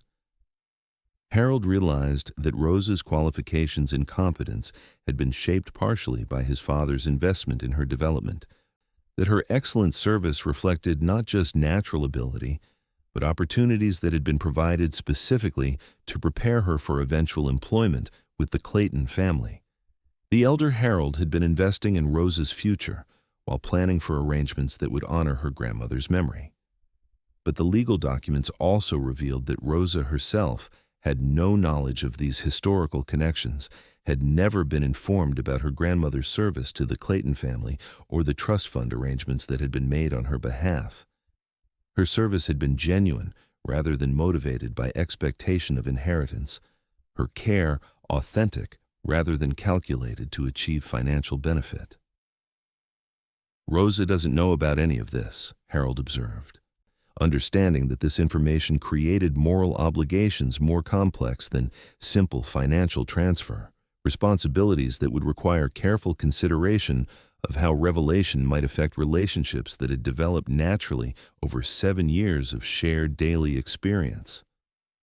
Thomas Mitchell nodded, explaining that Harold Sr.'s instructions had been specific about timing and method of disclosure, arrangements that would protect Rosa from becoming target of manipulation while ensuring that her service would be recognized appropriately when conditions were met. The trust fund was structured to be gift rather than payment, recognition rather than transaction, honor rather than obligation. Your father's instructions specify that the trust fund should be presented to Rosa as inheritance from her grandmother, delayed recognition of service that saved your family during your mother's illness. The money is hers regardless of whether she continues employment with your family, freedom to make choices based on personal preference rather than financial necessity. Harold began to understand the sophisticated emotional intelligence that had shaped his father's planning, arrangements that honored Rosa's dignity while creating opportunities for healing that extended beyond financial considerations. The elder Clayton had been offering his son chance to correct relationship patterns that had damaged their own connections, opportunity to demonstrate respect and gratitude that he had never learned to express naturally. The immediate question was how to share this information with Rosa in ways that honored both her service and her autonomy, that recognized her contributions while creating space for her to make decisions about her future without coercion or manipulation. Harold realized that his father's legacy was creating opportunity for moral growth that would require courage and humility he had never been called upon to demonstrate. As Thomas Mitchell prepared to leave, having delivered information that would transform several lives in ways that would unfold over months and years, Harold asked to retain the original documents, understanding that he would need time to process revelations that challenged everything he thought he had understood about service, legacy, and the nature of authentic human relationship. The mansion felt different as evening approached, as if the revelation of hidden connections had somehow altered the molecular structure of spaces that Rosa had been caring for with love rather than mere professional competence. Harold moved through rooms that Rosa had cleaned daily for 7 years, understanding for the first time that her attention represented continuation of her grandmother's care, that every surface she polished connected her to legacy of service that had literally saved his family. Rosa continued her evening routines, unaware that Thomas Mitchell's visit had revealed information that would transform her life, that the watch on her wrist carried history that connected her to the Clayton family in ways that transcended employment, that her grandmother's service was about to be honored in ways that would create freedom she had never imagined possible. But Rosa's intuition, sharpened by years of reading household emotional dynamics, sensed that something significant had shifted in the mansion's atmosphere. Harold's behavior that evening was different, not hostile or demanding, but thoughtful and somehow uncertain, as if he were seeing familiar spaces with new understanding that required adjustment of long-held assumptions. Elena and Liam noticed their father's unusual mood, his distraction from business concerns that typically consumed his attention, his tendency to look at Rosa with expression they couldn't interpret, but recognized as somehow different from his usual indifference. The anniversary of Catherine's death was becoming day of change rather than simply memorial, transformation rather than merely remembrance. The silver watch on Rosa's wrist continued its steady ticking, marking moments that moved toward revelation she couldn't anticipate, toward recognition that would honor her grandmother's love, while creating possibilities for the future that would be entirely her choice to accept or decline. Time was moving toward justice that would emerge naturally from truth finally revealed, toward healing that had been waiting decades to transform cruelty into compassion, service into family connection that transcended anything money could create or destroy. Harold spent that evening alone in his home office, surrounded by financial reports that recorded his continued accumulation of wealth that seemed increasingly meaningless compared to moral debt that his family had carried for decades without recognition. His father's letter lay open on the mahogany desk. Words that revealed emotional sophistication Harold had never witnessed during their actual relationship, love expressed through actions rather than direct communication. The revelation that Rosa's grandmother had saved his mother's life created context for understanding his father's emotional distance in new ways. Harold Sr. had learned the value of service through receiving care that transcended professional duty, had experienced gratitude that shaped his character in ways he had never articulated, but had expressed through secret arrangements that honored genuine human connection. Harold began to realize that his own emotional limitations, his inability to express gratitude, his tendency to treat service as transaction rather than gift, his blindness to Rosa's humanity, represented failure to learn from his father's example, inability to recognize love when it was offered freely rather than purchased with wages. The expensive Patek Philippe watch on Harold's wrist ticked alongside his realization that time had been working toward this moment of understanding, that Rosa's grandmother's simple timepiece carried history that made it more valuable than any luxury item he possessed, that dignity inherited through generations of service was worth more than digital assets, stock portfolios, or real estate investments that generated wealth without creating meaning. As midnight approached on Catherine's death anniversary, Harold understood that this day would be remembered not for grief, but for revelation, not for loss, but for discovery of connections that transformed understanding of what actually mattered in human relationships. His father's legacy was providing opportunity for moral growth that would require him to demonstrate courage, humility, and recognition that his wealth was meaningful only when it honored, rather than ignored, the service that made complex life possible. The night was quiet around the Pacific Heights mansion, San Francisco fog returning to wrap the city in gentle mystery that made artificial lights seem more precious, human connection more necessary, love more valuable than any asset that could be bought, sold, or inherited. Harold's father had understood such truths, had structured his final gift to honor them, had created opportunity for healing, would transform everyone involved if they possessed wisdom to accept love offered across generations, service preserved through time, dignity that transcended any category of employment or social status. Rosa slept peacefully in her Tenderloin apartment, unaware that her life was about to change in ways that would honor her grandmother's memory while creating freedom to choose her own future based on personal values rather than financial necessity. The silver watch on her nightstand continued its reliable ticking, measuring time that moved steadily toward transformation that would prove love never disappears, but sometimes waits decades to be recognized, honored, and celebrated in ways that heal wounds, restore dignity, and remind everyone involved that genuine wealth cannot be measured in money, but only in the care we offer each other across time, distance, and differences that matter far less than our shared humanity. The morning after Thomas Mitchell's revelatory visit arrived with unusual clarity. San Francisco's typical winter fog lifting early to reveal the Bay Area in sharp detail that seemed to mirror Harold's new understanding of relationships he had taken for granted for 7 years.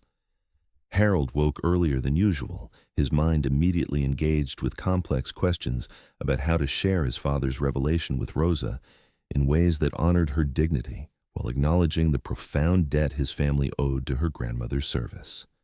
Harold moved through his morning routine with uncharacteristic thoughtfulness, pausing to really observe spaces that Rosa had been maintaining with love disguised as professional duty. Every polished surface, every carefully arranged flower, every comfortable detail that made his house feel livable represented continuation of her grandmother's care, service offered across generations with consistency that transcended normal employment relationships. The expensive watch on Harold's wrist ticked steadily as he prepared coffee with hands that trembled slightly from nervousness rather than caffeine need, understanding that the conversation ahead would require emotional courage he had never been called upon to demonstrate. His father's letter had created opportunity for moral growth that would transform either his humility or remain forever missed chance for authentic human connection. Rosa arrived at precisely 7 o'clock, using her key to enter through the service door with the same quiet efficiency she had brought to 7 years of household management. But Harold was waiting for her in the kitchen, seated at the breakfast counter where she had shared thousands of conversations with Liam, creating space for interaction that departed from their normal pattern of professional distance and indirect communication. "Rosa," Harold said, his voice carrying uncertainty unusual for someone accustomed to controlling business negotiations involving millions of dollars, "I need to talk with you about something important. Could you please sit down?" Rosa paused in her morning routine, instantly alert to the unusual nature of this request, understanding that Harold's tone suggested conversation that transcended normal employer-employee discussions about schedules, household preferences, or professional expectations. She settled carefully into the chair across from him, her posture respectful but wary. Prepared for criticism or changes that might affect her employment security. Harold found himself looking directly at Rosa for perhaps the first time in years, really seeing her rather than simply receiving her service, observing intelligence and dignity that his indifference had rendered invisible. Her careful attention, her patience with his nervousness, her willingness to engage despite their complicated history of interaction, demonstrated grace that reminded him of descriptions in his father's letter about her grandmother's character. "Yesterday I received visit from my father's attorney," Harold began, understanding that this explanation would require careful navigation of information that would transform Rosa's understanding of her own history, her connection to the Clayton family, and her grandmother's legacy, which had been preserved in ways she never could have imagined. Rosa listened with growing amazement as Harold shared his father's letter, revelations that transformed her grandmother Elena from distant family memory into hero whose service had literally saved Harold's mother's life, whose care during months of critical illness had preserved the Clayton family during their most vulnerable period. The simple stories Rosa remembered from childhood, her grandmother's references to working for a wealthy family during difficult times, gained profound significance that connected her present employment to legacy of love offered across generations. The silver watch on Rosa's wrist seemed to grow warmer as Harold explained its significance. How her grandmother had worn this same timepiece while providing medical care that required precise timing. How Harold's father had given Elena the watch as symbol of gratitude for service that transcended professional duty. How the simple timepiece represented connection between families that had continued through decades of separation and different life circumstances. "Your grandmother," Harold said, his voice softening with respect he had never expressed toward Rosa herself, "saved my mother's life through care that went far beyond anything we could have asked from employee. My father felt debt that he knew could never be adequately repaid, but he tried to honor Elena's service through arrangements that would benefit her family in ways she might never know about directly." Harold explained the trust fund with careful attention to Rosa's emotional response, understanding that information about $500,000 inheritance represented not just financial security, but recognition of her grandmother's worth that had been waiting decades to be acknowledged. The money was structured as gift rather than payment, respect rather than transaction, honor rather than obligation. Rosa absorbed this information with emotions too complex for immediate processing. Gratitude for her grandmother's recognition mixed with grief that Elena had never known about this inheritance.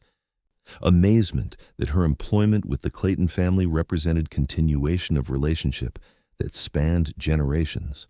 Overwhelming realization that every day for 7 years she had been walking in footsteps that connected her to legacy of service and love that went far deeper than she had ever imagined.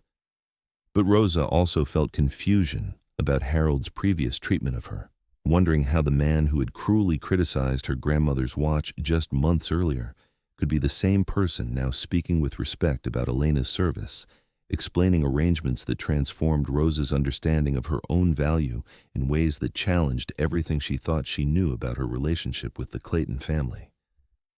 "Mr. Clayton," Rosa said carefully, her voice carrying dignity that had remained intact despite months of increasing emotional strain, "I'm grateful to learn about my grandmother's service to your family, honored to understand connection that I never knew existed.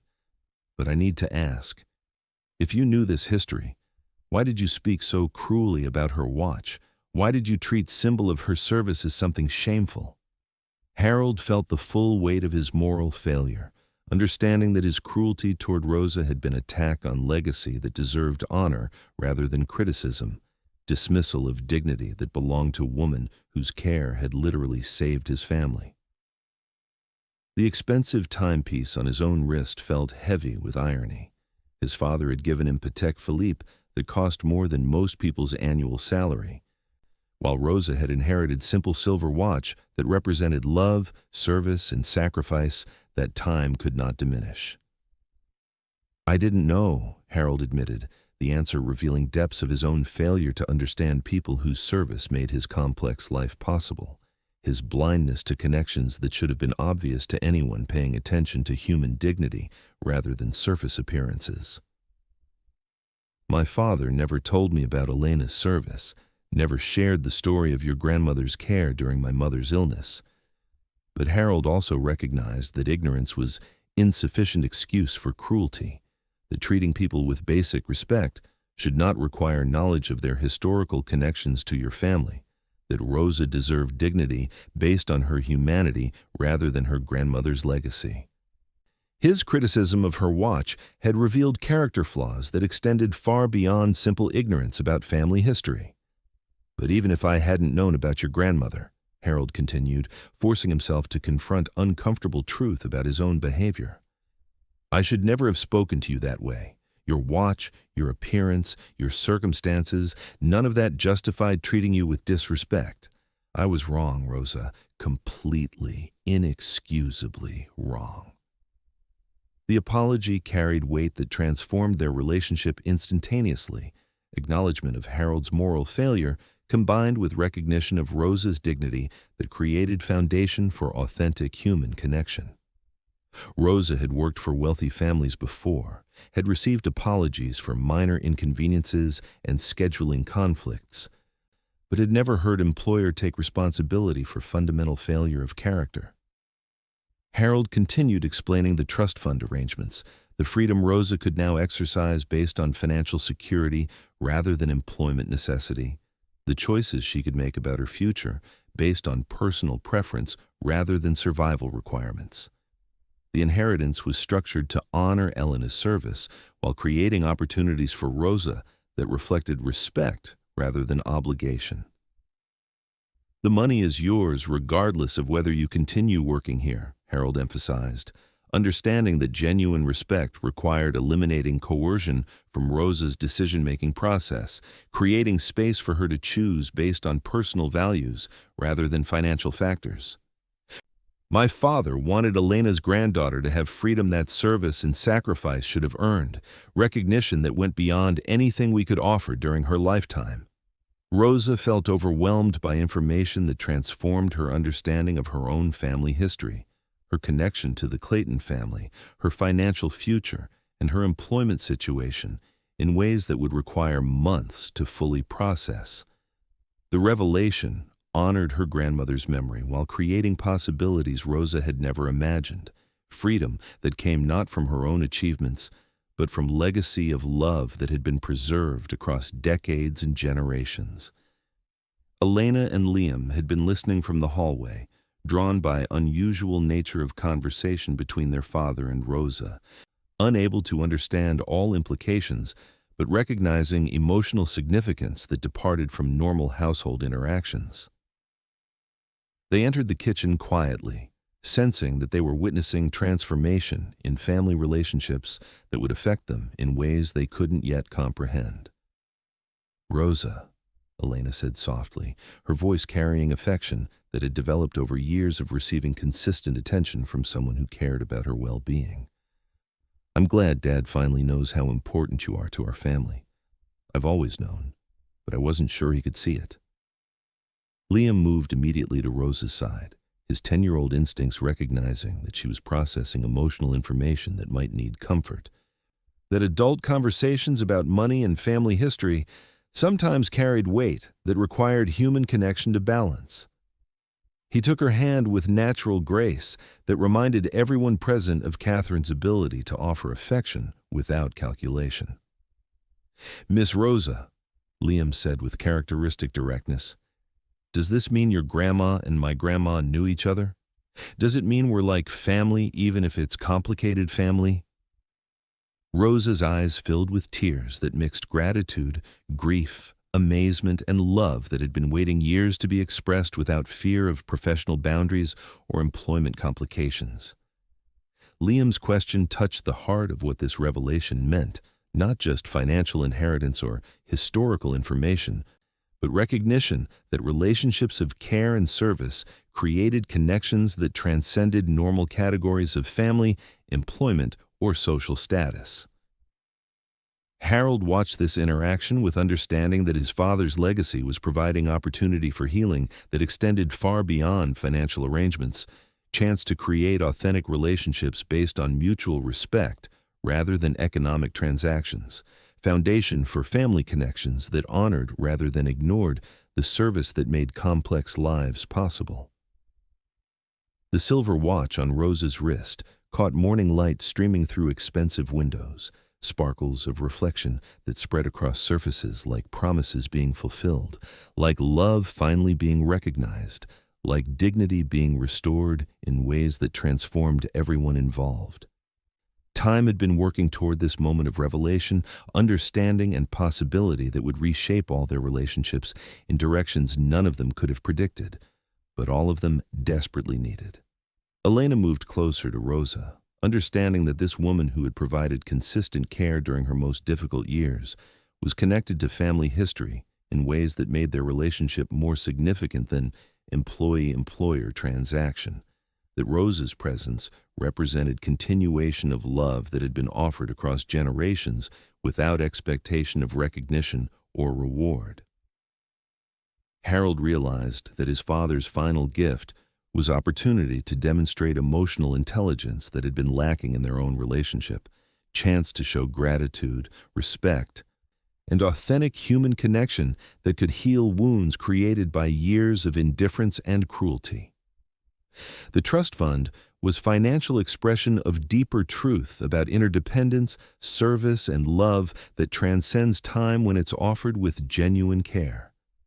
As the morning conversation continued, Rosa began to understand that Catherine's death anniversary had become day of revelation rather than memorial, transformation rather than grief, beginning rather than conclusion. Her grandmother's service was being honored in ways that created freedom, while her own choices about the future would be entirely her own, based on love rather than necessity, relationship rather than obligation, call rather than survival. The expensive house around them felt different now, not like workplace where hierarchy determined interaction, but like space where human connections could develop naturally, where service could be recognized and honored, where dignity belonged to everyone regardless of their role in maintaining the complex systems that made civilized life possible.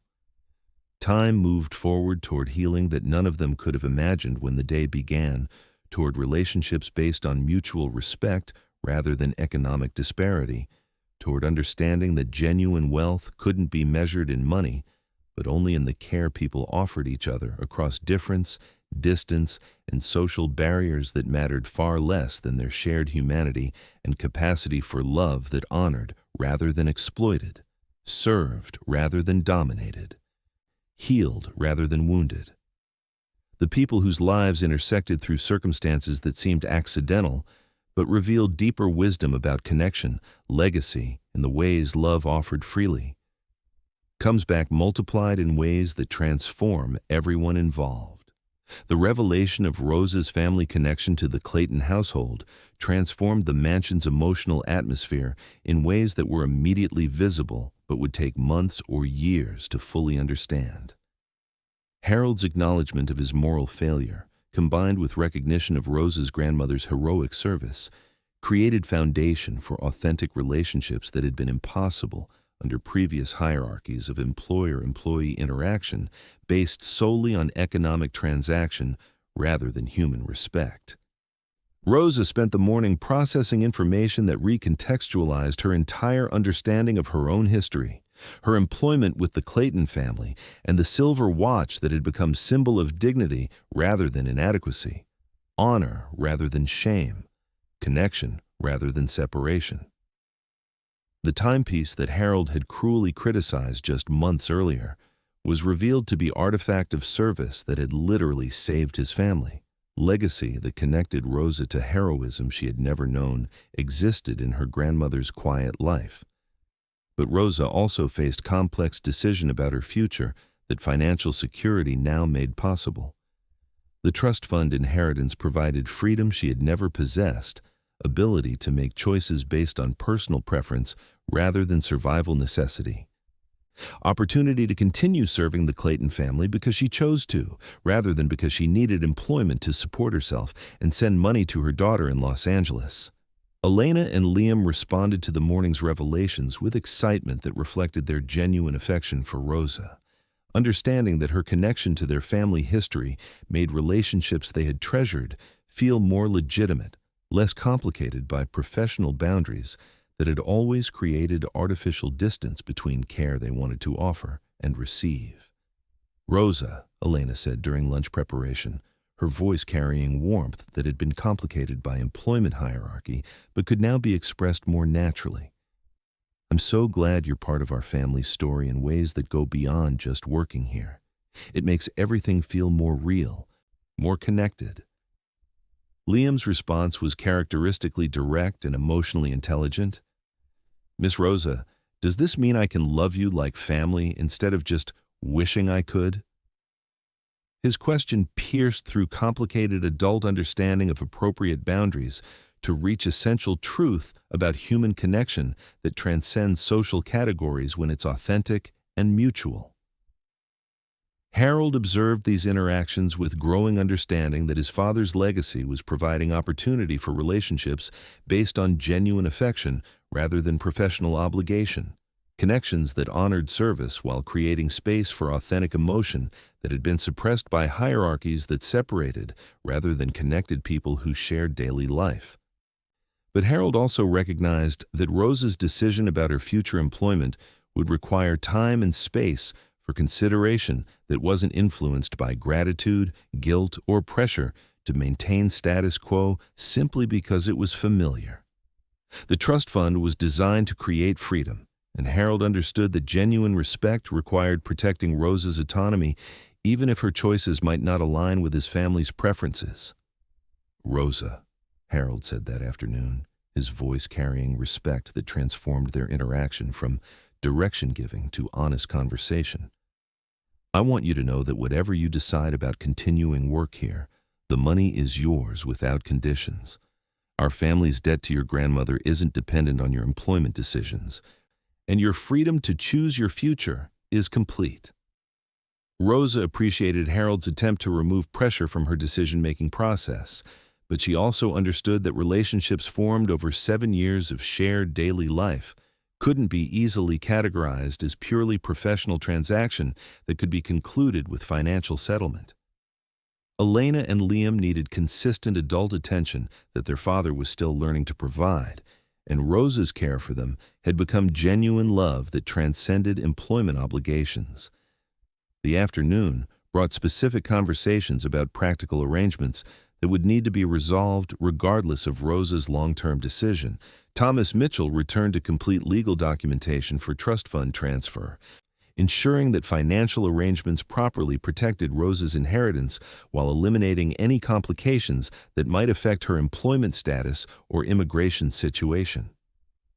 Mrs. Peterson observed these developments with confusion and barely concealed resentment, understanding that Rosa's changed circumstances threatened the household hierarchy that had provided Mrs. Peterson with authority and status that defined her professional identity. The revelation that Rosa possessed historical connection to the Clayton family, combined with financial independence that eliminated employment dependency, transformed power dynamics in ways that Mrs. Peterson found threatening and incomprehensible. "This is highly irregular," Mrs. Peterson complained to Harold during one of their administrative meetings, her voice carrying disapproval that masked personal insecurity about her own position in household that was being restructured around relationships rather than purely professional functions. Household staff with independent means create complications that affect professional standards and appropriate boundaries. But Harold was beginning to understand that professional standards and appropriate boundaries had often been mechanisms for maintaining emotional distance that prevented authentic human connection, ways of avoiding recognition of shared humanity that might require moral growth and personal change. His father's legacy was challenging him to prioritize relationship over hierarchy, recognition over control, healing over maintaining comfortable patterns that damaged rather than nurtured human dignity. Jorge, the gardener, responded to news of Rosa's changed circumstances with quiet celebration that reflected his understanding of justice, delayed but finally delivered. During their brief conversation in Spanish, he expressed gratitude that Rosa's service was being recognized in ways that honored her grandmother's memory while creating opportunities that reflected genuine respect rather than token appreciation. "Es justicia," Jorge said simply, his weathered hands gentle as he tended roses that bloomed despite San Francisco's challenging climate, his words carrying understanding that some debts take generations to pay, some service takes decades to be properly acknowledged, some dignity takes time to be fully recognized and honored. As the day progressed, Rosa found herself thinking not just about financial implications of her inheritance, but about moral and emotional questions that would determine how she approached the future. The Clayton family had become more than employers. Elena and Liam were children she genuinely loved. Harold was man learning to grow beyond his previous limitations, and the household represented 7 years of investment in relationships that couldn't be easily abandoned or replaced. But Rosa also understood that continuing employment under previous conditions would be impossible now that power dynamics had shifted so dramatically. She possessed financial independence that created freedom, but she also carried emotional investment in family that needed care, children who required consistency, and relationships that deserved attention rather than abandonment during transition period. The silver watch on Rosa's wrist continued its steady ticking, measuring time that moved toward decisions that would honor both her grandmother's legacy and her own needs, choices that would balance love with self-respect, service with dignity, care for others with care for herself. The timepiece had survived decades of change, had marked moments of hardship and celebration, had connected generations through love that transcended time and circumstance. As evening approached, Rosa began to understand that her decision about the future would need to honor multiple commitments, to her grandmother's memory, to Elena and Liam's continued well-being, to Harold's opportunity for personal growth, and to her own need for relationships based on mutual respect rather than economic dependency. The complexity required wisdom that could balance competing demands while protecting everyone's dignity and autonomy. The trust fund created possibilities Rosa had never imagined, but it also created responsibilities that extended beyond personal financial security to include consideration of how her choices would affect people who had become family through years of shared experience rather than blood relation. Love, Rosa understood, created obligations that were more complex than employment contracts, but also more meaningful than purely economic arrangements. Harold spent the evening reviewing financial documents that formalized his family's recognition of debt that had been accumulating interest for decades, arrangements that would transform Rosa's circumstances while creating opportunity for relationships based on choice rather than necessity, affection rather than obligation, mutual respect rather than hierarchical control. The mansion felt different that night, as if revelation of hidden connections had altered the molecular structure of spaces that had been maintained with love rather than mere professional competence, care that had been inherited across generations of service that transcended normal categories of employment or family relationship. Time was moving toward resolution that would honor everyone's needs if wisdom could be found to balance competing demands, if love could be expressed in ways that protected rather than exploited, if service could be recognized without being taken for granted, if dignity could be maintained while relationships evolved toward authentic connection based on mutual respect rather than economic disparity that had previously defined interaction between people who shared daily life but different social positions.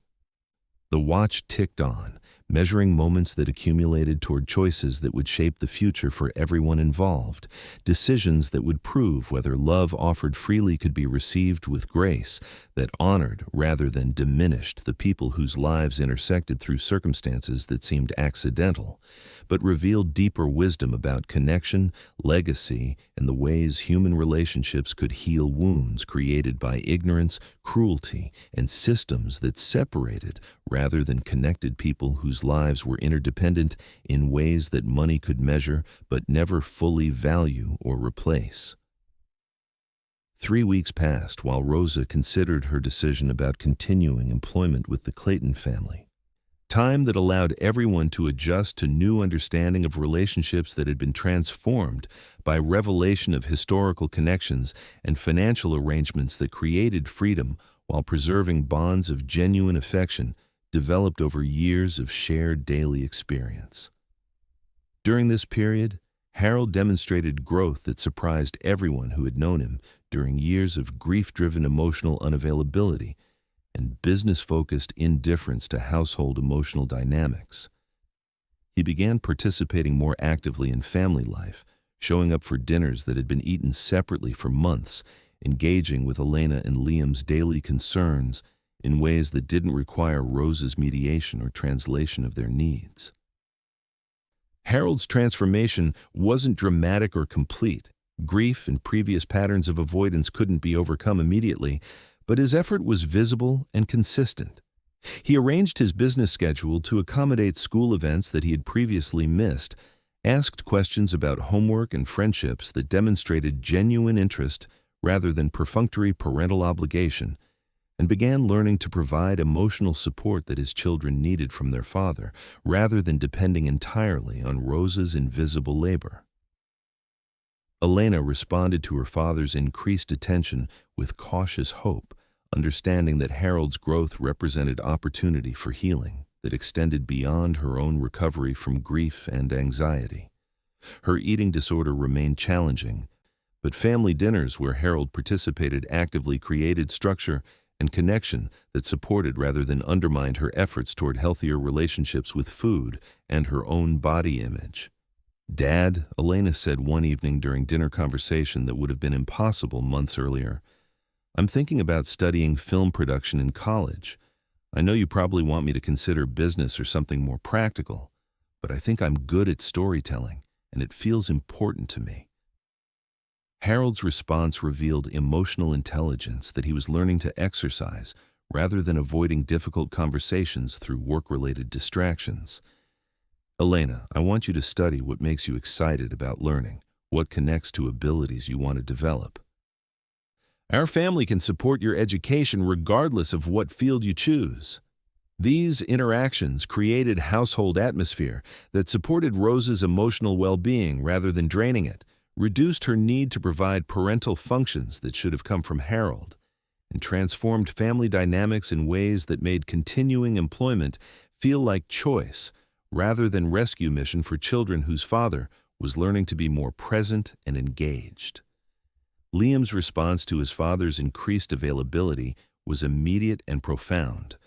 At 10, he had been creating elaborate strategies for receiving adult attention without directly asking for needs that seemed overwhelming or inappropriate to express. Harold's presence during homework time, bedtime routines, and weekend activities provided security that allowed Liam to relax vigilance that had been exhausting for a child, managing his own grief while monitoring adult emotional states. "Dad," Liam said during one of their evening conversations, his voice carrying relief that accompanied permission to be child rather than emotional caretaker. "Sometimes I worry that you're too sad to want to spend time with me. But when we do things together, you seem less sad and I feel less worried."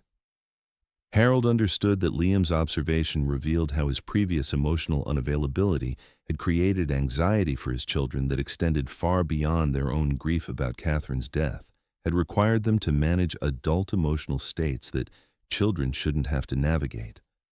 Rose's care for Elena and Liam had been essential, not just because they needed attention, but because Harold had been unable to provide consistent emotional presence that parenting required.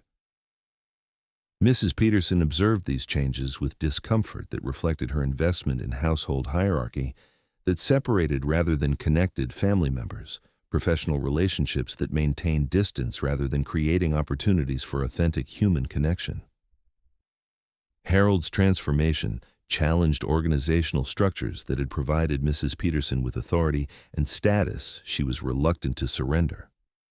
But Rosa recognized that Harold's growth created opportunities for household management that supported rather than competed with family relationships, employment that could honor professional skill while encouraging rather than preventing authentic emotional connection between family members who shared daily life. As Rosa approached decision about her future, she understood that continuing employment would occur under completely different conditions than previous arrangement had provided. Financial independence eliminated survival-based motivation while creating space for service that reflected choice rather than necessity. Care offered freely rather than performed for wages, relationship based on mutual respect rather than economic hierarchy. "Harold," Rosa said during one of their increasingly frequent direct conversations, using his first name for the first time of their 7 years of shared daily experience, "I want to continue working with your family. But relationships would need to be different than they were when I needed employment for financial survival." Harold understood that Rosa's willingness to continue service represented gift rather than obligation, choice that honored their family connection while respecting her autonomy and dignity. That previous employment arrangement had compromised through economic dependency and professional hierarchy that prevented authentic relationship development. "Rosa," Harold replied, his voice carrying respect that transformed their interaction from employer-employee discussion to negotiation between people who cared about each other's well-being and wanted to create arrangement that supported everyone's needs. "I want you to know that any conditions you need for continuing work here will be met. Because your care for our family has been a gift that we want to honor rather than take for granted." They developed employment arrangement that reflected Rosa's changed circumstances while preserving relationships that had become precious to everyone involved. Rosa would continue managing household operations that utilized her skills, but she would also have authority and recognition that matched her actual contribution to family well-being. Freedom to make decisions about schedule and responsibilities based on personal preference rather than economic pressure. The new arrangement included salary that reflected Rosa's actual value to household management, rather than minimum wage that had been justified by her previous economic vulnerability, vacation time that honored her need for rest and personal life, and recognition of her role in family decisions that affected Elena and Liam's emotional development and daily well-being. But most importantly, the new arrangement eliminated artificial boundaries that had prevented authentic relationship development, created space for expressing affection that had been complicated by employment hierarchy, and acknowledged Rosa's position in family history that transcended normal categories of household staff or extended family member. Elena and Liam greeted Rosa's decision to continue living and working with their family with celebration that revealed how much their emotional security depended on her consistent presence, how much her care had become essential to their sense of home and family stability that couldn't be replaced by household management professionals who offered services without personal investment. "Rosa," Elena said, with emotions too complex for easy expression, "thank you for staying with us even though you don't have to anymore. It means our family gets to continue being family in ways that feel real and connected, instead of just people who live in the same house." Liam's response was characteristically direct. "Miss Rosa, does this mean I can really love you like family now without it being complicated? Can I tell people you're part of our family instead of trying to explain why you're important but not related?" Rosa hugged both children with affection that no longer needed to be carefully moderated by professional boundaries.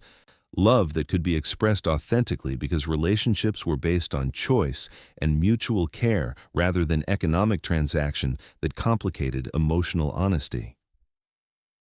Jorge responded to news of Rosa's decision with quiet satisfaction that reflected his understanding of justice and dignity being properly recognized, relationships being allowed to develop according to their natural affection, rather than being constrained by artificial social categories that prevented authentic human connection. The silver watch on Rosa's wrist continued its steady ticking, measuring time that moved forward toward relationships based on mutual respect rather than economic disparity, service offered freely rather than performed for survival. Family connections that honored rather than exploited the care that people offered each other across differences of background, social position, and employment status. As spring approached, the Clayton mansion felt like home for the first time since Catherine's death. Spaces maintained with love being inhabited by people learning to express affection authentically. Household management supporting rather than replacing family relationships that were healing through recognition of shared humanity that transcended previous hierarchies. Harold's expensive watch marked time alongside Rosa's inherited timepiece, both measuring moments that proved love offered without expectation could be received with grace that transformed everyone involved, that dignity maintained under pressure would eventually be recognized and honored. That service performed with care created connections that were more valuable than any amount of money could purchase or social status could provide. The mansion's expensive surfaces reflected light differently now, not the cold gleaming of perfect maintenance, but the warm glow of spaces cared for by someone whose presence was valued, whose service was recognized, whose love was reciprocated by people learning to see past surface appearances to humanity that existed in everyone, regardless of their role in maintaining systems that made civilized life possible. Time moved forward toward relationships that honored everyone's dignity, while preserving connections that had developed through years of shared experience, proving that authentic family could be created through choice and care rather than only through blood relations. That service offered freely was more valuable than duties performed for wages, that love expressed across social differences could heal wounds created by ignorance, cruelty, and systems that separated rather than connected people whose lives were interdependent in ways that transcended any category of employment, social status, or economic measurement. And you, have you ever worked for someone who learned from you without saying it out loud? Have you been the invisible strength holding someone else's world together, only to wonder if your care was even noticed? Have you worn something simple, a watch, a ring, a piece of clothing that carried love from your family, only to have someone make you feel ashamed of it? Rose's story reminds us that dignity isn't determined by our bank account, that love offered without expectation is the purest form of wealth, and that sometimes the people we serve in silence are the ones who need our healing presence most. Her grandmother's watch wasn't just a timepiece.